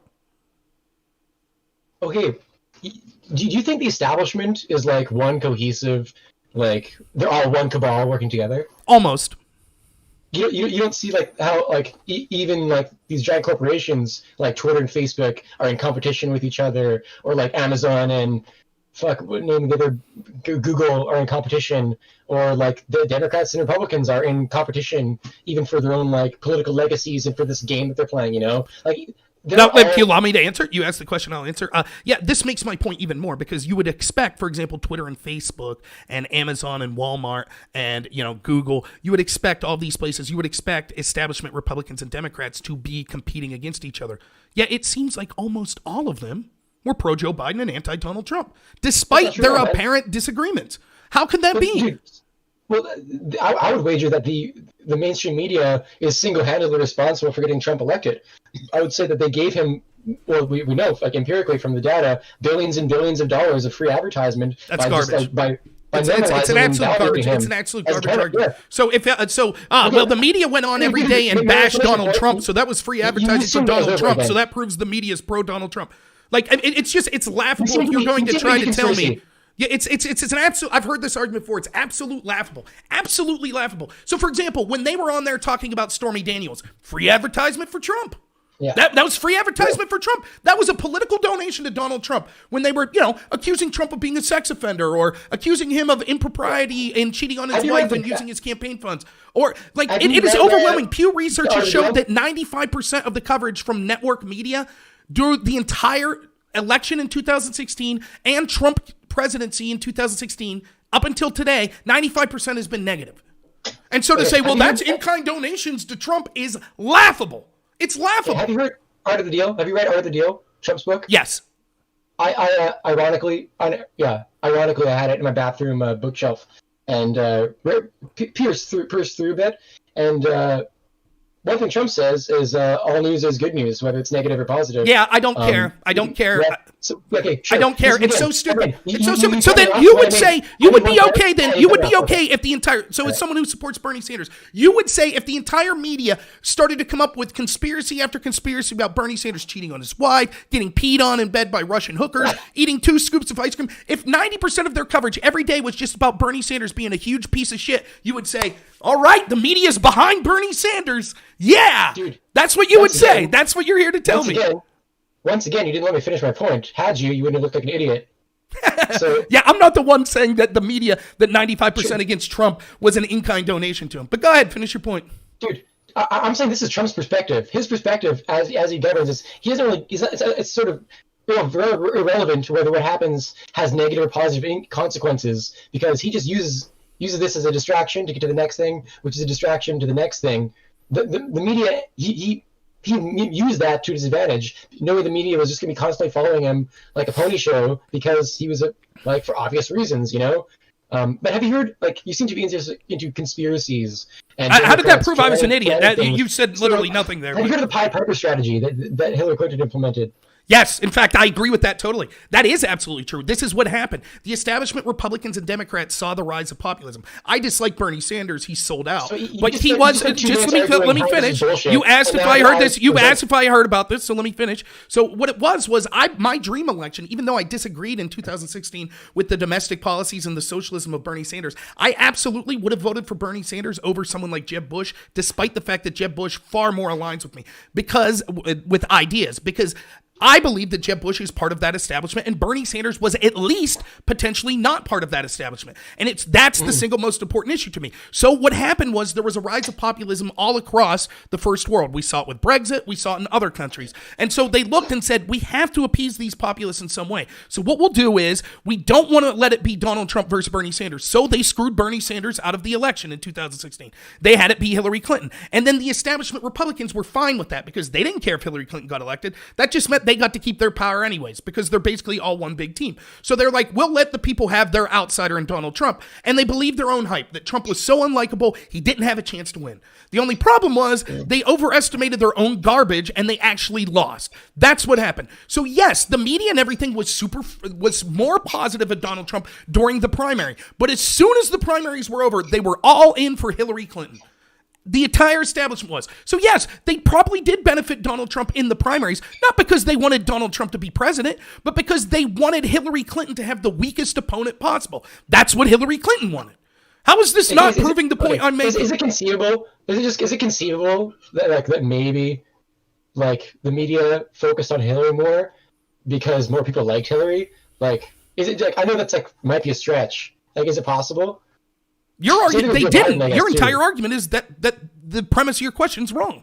You said that everyone says that the media focus more on Trump.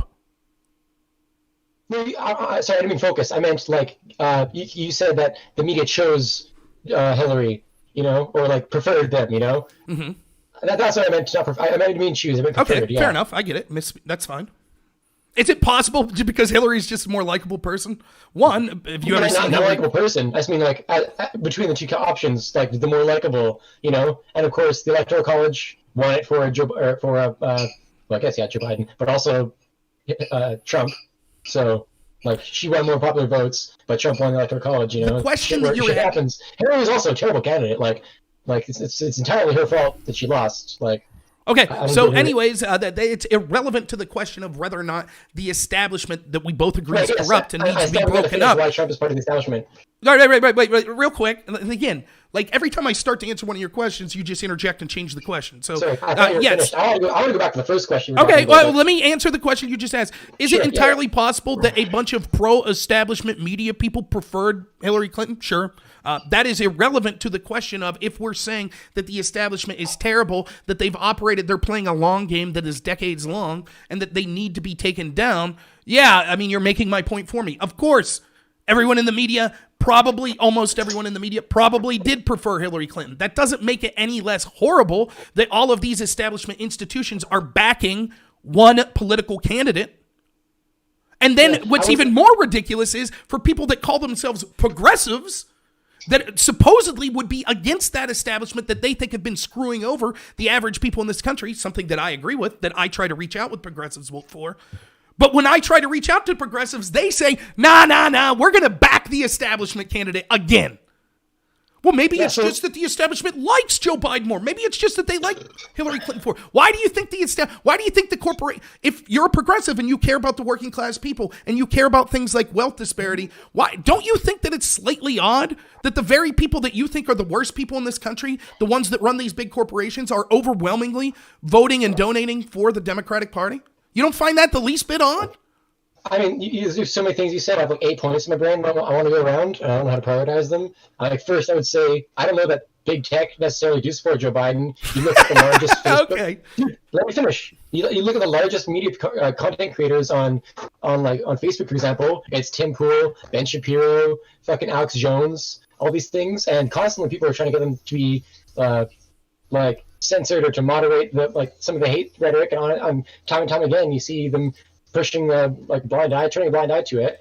So that's Part, All right, part man. one. I mean, I don't know if Part we can two, have much more of a Trump- conversation. Trump- If I could just, we'll Trump- just mute you here for a minute. If I could just, one of the things that it's impossible to do is have meaningful conversations with people that aren't in reality. If your claim is literally going to be that the tech companies haven't been more on the tank for the Democrats than for Facebook Trump, it is specifically. laughable. It's laughable. conservatism. It's absolutely laughable. There is literally no relevant conversation we could have. You could say that it's okay for them to do that. They're a private corporation and that's their right, or that the Democrats are more correct and therefore it's okay for the tech companies. But for you to sit here with a straight face and say, I don't know that the tech companies favored Biden over Trump, it's laughable. It's absolutely laughable. And you're not in reality. You're either not interested in a good faith conversation or you're so living outside of reality that it is impossible to have any sort of meaningful conversation with you. It's a joke. It's an absolute joke. No, I actually want to know, how do you determine who a social media company would supports? What is your metric to determine that? So there's many metrics we could use. One, who they donated to. We see that overwhelmingly through campaign contribution, not whistleblowers, but factoids that have been put out that overwhelmingly tech employees, particularly the social media companies, over 95% of them donate to Democrats. At a company, I'm not very much interested in that. I'm talking about the company itself, dude. Sure. Okay. So we could see the one-sided censorship that they have overwhelmingly against Republicans and things like that. We have the testimony of professors such as Robert Epstein, who testified in front of Congress that Google itself and their one-sided bias in 2020 had the ability to switch between 16 and 22 million votes from the Republican Party to the Democratic Party. We see that people like Donald Trump. 22 million votes, dude. Come Correct. on. Oh, right. You know more than that, Professor? I mean, you don't even think that the tech companies are biased. Okay, I'm going to do this guy. Then we also have, for example, you could just see with your own eyes. For example, how many times has Twitter itself put censorship things at the bottom of Donald Trump's tweets? How many times let me ask you this. What's the oldest newspaper in the United States? Isn't it actually like the Washington Post or like the New York Times? New York Post. New York Post. Yep. There you go. Can you give me an example of tech companies censoring any newspaper? Any mainstream newspaper? Can you give me an example? I don't know how, like, is the gotcha if I don't know one? That's like, haha. No. The point is they don't do it. That's the point, right? Yeah, I bet you they have. Yeah, but not really. It's very rare if it did happen. I mean, but also, like, if a media company says something so, like, obviously false, that they just get, like, shunned publicly and then they issue retraction. Sure. Like, sometimes so they don't do that, but okay. Okay, so if the tech company... Sure. The people you're talking about getting censored, the right-wingers getting censored, are like, what the fuck is his name? Steven Crowder, like, just like, spewing hate with like anti-trans rhetoric or racist bullshit, right? So like this is an is that what it is? We know everything's racist, but no, actually I was talking about the New York Post. Actually I was talking okay, well then fine. It's just racist like Steven Crowder, which I reject the premise that Steven Crowder's racist, but it's just it will take your word for it. Racist. I just meant like some racial rhetoric or whatever. Sure, fine. Let's, even though it's probably questionable and I'd have to look at the specific, let's assume for the sake of argument that you're correct that it was legitimate censorship. The New York Post was censored by all social media 2 weeks before the election, which I thought you just said no mainstream news organization has been censored. That's right. That they never do. That's what makes this stand out so bad. Why were they? Well, because they're the one newspaper. Because they're the one newspaper that ran a story critical of Joe Biden. Tell me. Right? Well, because the point is, I'm trying to see, this is how slippery many people are. When I'll say, what about this? And you'll say, oh, yes, of course that happened. So I'm trying to get you to acknowledge the fact that, yeah, it would be a very rare event for a establishment newspaper to be outright totally censored by social media. That would be a pretty out there step. And that happened to the one newspaper that was running stories critical of Joe Biden 2 weeks before the election. Censored the entire story. They even came out afterwards and said, yeah, our bad. Jack Dorsey said in testimony in Senate the other day, yeah, we shouldn't have did that. Whoopsie. But no, they're not biased. Jack Dorsey? What's that? Who's Jack Dorsey? The CEO of Twitter. I mean, I don't know what to tell you. The evidence is overwhelming that these tech companies, the mainstream media, academia, the entertainment industry are all almost completely in the tank for the Democratic Party. Yeah. It's overwhelming, and it's incredibly frustrating. So I'm going to let you go here. Thank you so much for coming on. But I just have, you've been a good sport. You really have. But I'm sorry, I cannot have a conversation with someone that just is not in reality. So thanks so much. Okay. Goodbye, Ben.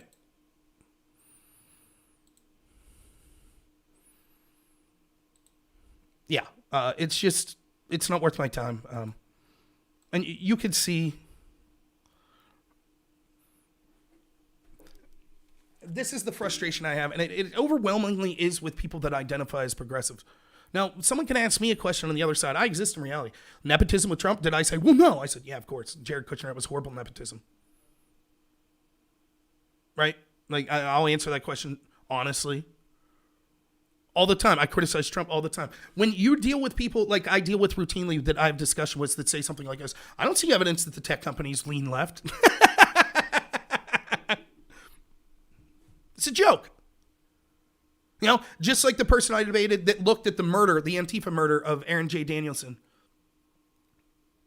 I don't see evidence of Rittenhouse was a murderer, but Aaron J. Danielson, that was self-defense when the guy killed him. So I'm not so sure. The point I was trying to make, and he was a good sport for coming on, but I've already was on way longer than I wanted to be anyways, which is the truth. And it's I don't know. How can you go any further with the conversation? What was he going to say next? And I've literally had this conversation, or I've seen people make these arguments on channels like Dylan's. The media's not biased against Trump. What's up, Brandon? How you been, man? I hope everything's going good. So, I just have to tell myself, I could sit here and spin my tires until 2 a.m. with someone that it doesn't matter what I tell them, they're going to say, I don't see evidence that the tech companies are biased against Trump or against conservatives. It's just stupid. But good sport for coming on anyways. Yeah. Oh, thanks, Whoopsie. Thanks for the donation. Says you wish I could debate. Like, it's something that I happen to be good at and that I actually did in college was debate. I probably should. I probably was a little too antagonistic, but I do have COVID right now and I feel like absolute crap. So, right. I know the progressives call Tim Pool far right. It's a joke. It is. It's just not reality. The point I was trying to make is this. What does being progressive mean? The idea, like, I understand people will define it differently, and labels are difficult. I get that. I have friends that would call themselves progressives that I think are awesome people. I have, on this channel, talked about the importance of reaching out towards progressives, which I could do a better job of as well, but I truly think that we should. Now, that's not going to stop me from calling out hypocrites like Bernie Sanders that says, I have $2 million, that's acceptable, but people that have $6 million, that's unacceptable. Yeah, I know I was on for much longer. My family's doing great, Sneed. We're sick. We got the COVID, but we're getting over it. So, right. He doesn't know who Jack Dorsey is, but he knows that tech doesn't lean left. He didn't know anything about the FBI investigation. He thought the impeachment was over Trump Jr. in the tower with Veselnitskaya. You know, and look, I don't expect everyone to be as informed about. There's probably things that he's politically more informed about than me. But when when you're saying no, you're wrong about this, and it's like you don't know the bare facts of it. Thanks, man. Donald Justice Trump. Thanks so much for saying you like the show. Yeah, I enjoy debating people on the left. And people that disagree with me. I'll debate people on the right. I enjoy talking to people that agree or disagree. But,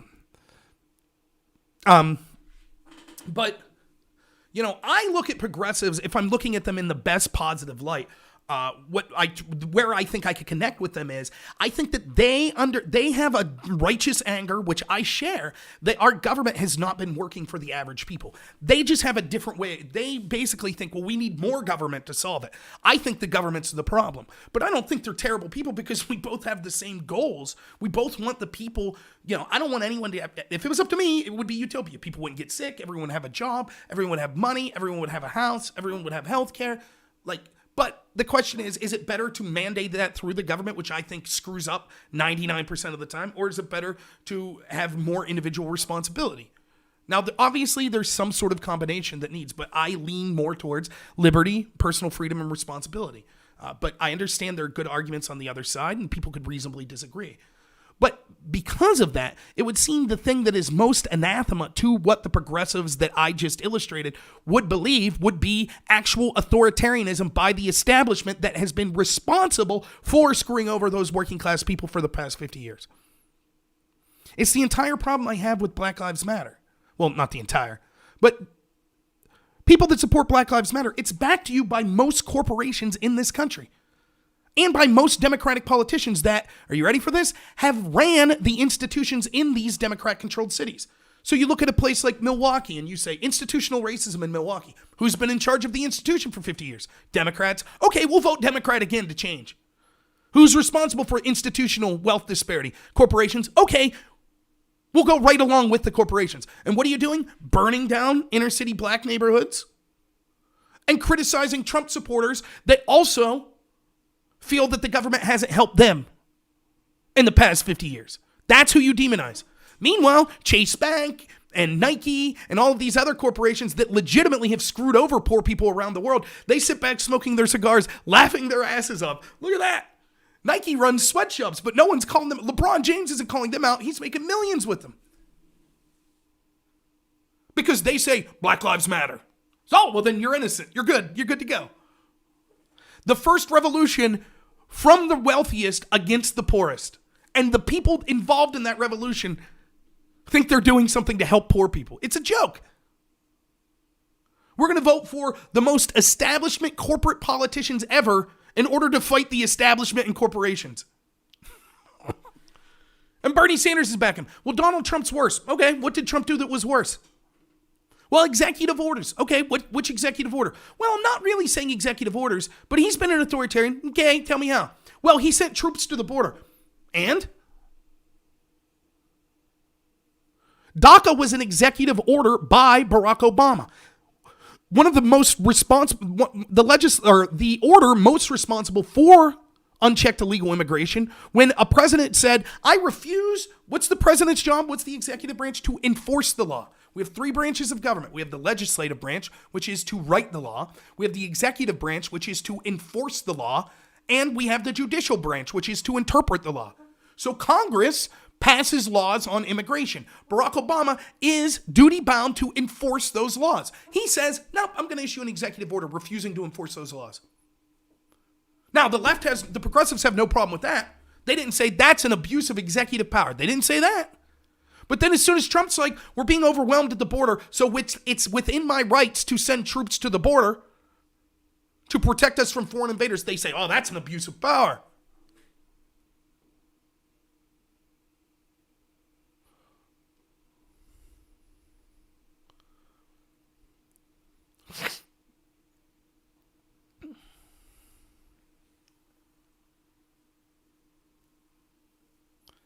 Yeah, I don't think the person that I was talking to seemed like someone that was burning down buildings or anything like that. I don't.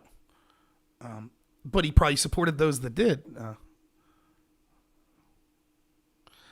He said, I'm going to be his pet project. That's fair. I think that I'm at least willing to argue in good faith. I think we both have a similar talking style that's annoying to everyone. But, yeah.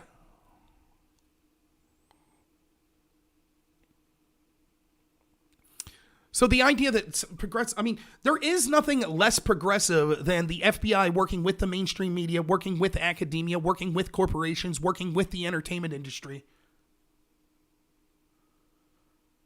to all engage and cover up for the biggest political scandal in the history of the country.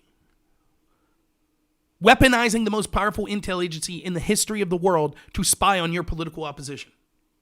You might not like Trump, but clearly the establishment was authoritarian as we've ever seen in this country in trying to take him down. And if you say, well, I was okay with that authoritarian, like Bernie Sanders did, I'm okay with that authoritarianism because I think that Donald Trump is uniquely bad, then you're not really someone who cares about the people, because you will always find an excuse to say, well, it's okay to have these abuses against someone if I dislike them. That'll always be the case. It doesn't matter. It didn't have to be Trump. Next time it could be just some milquetoast conservative. You can get someone in there like, I don't know. It doesn't matter. Ron Paul. Well, do the same to Ron. Ron Paul's such a danger. We had to have the FBI spy on him. Had to. No, then anytime there's a Democrat or someone on the left or someone that's progressive that goes against that, all of a sudden they're like, well, I think they're grifters. So you don't think the people that say, I'm against authoritarianism, but I'm okay with the FBI spying, using Kremlin-sourced disinformation to spy on Donald Trump. They're not a grifter, but Tulsi Gabbard's a grifter. Jill Stein's a grifter. You know, real people on the left. Jill Stein, say what you will, she seems to be progressive to me. She never backed corporatists like Joe Biden. She didn't do that. But she's the grifter somehow. Bernie Sanders, millionaire Bernie, he's not a grifter. So, Redacted says, love a discussion with me. I'm the son of a frequent guest and would love to discuss with you myself. Yeah, sure. I'm gonna head out now, but yeah, I would love to have you on. Feel free to email me at rob.nor@gmail.com if you like. I would love to have people on, whether you agree or disagree. The COVID stuff, it just depends on how I'm feeling, but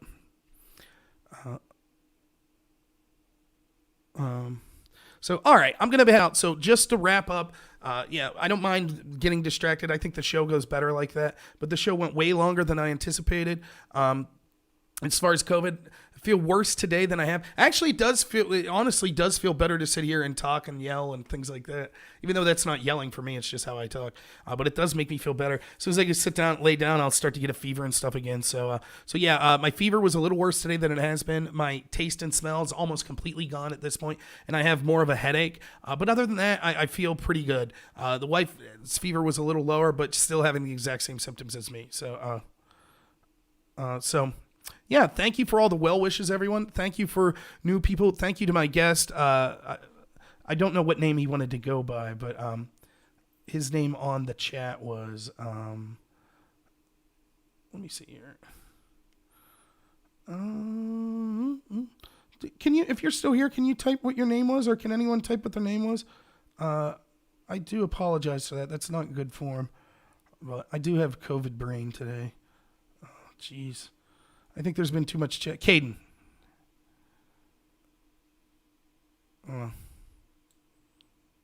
Yeah. Thank you so much for being on, Caden, even if we disagreed.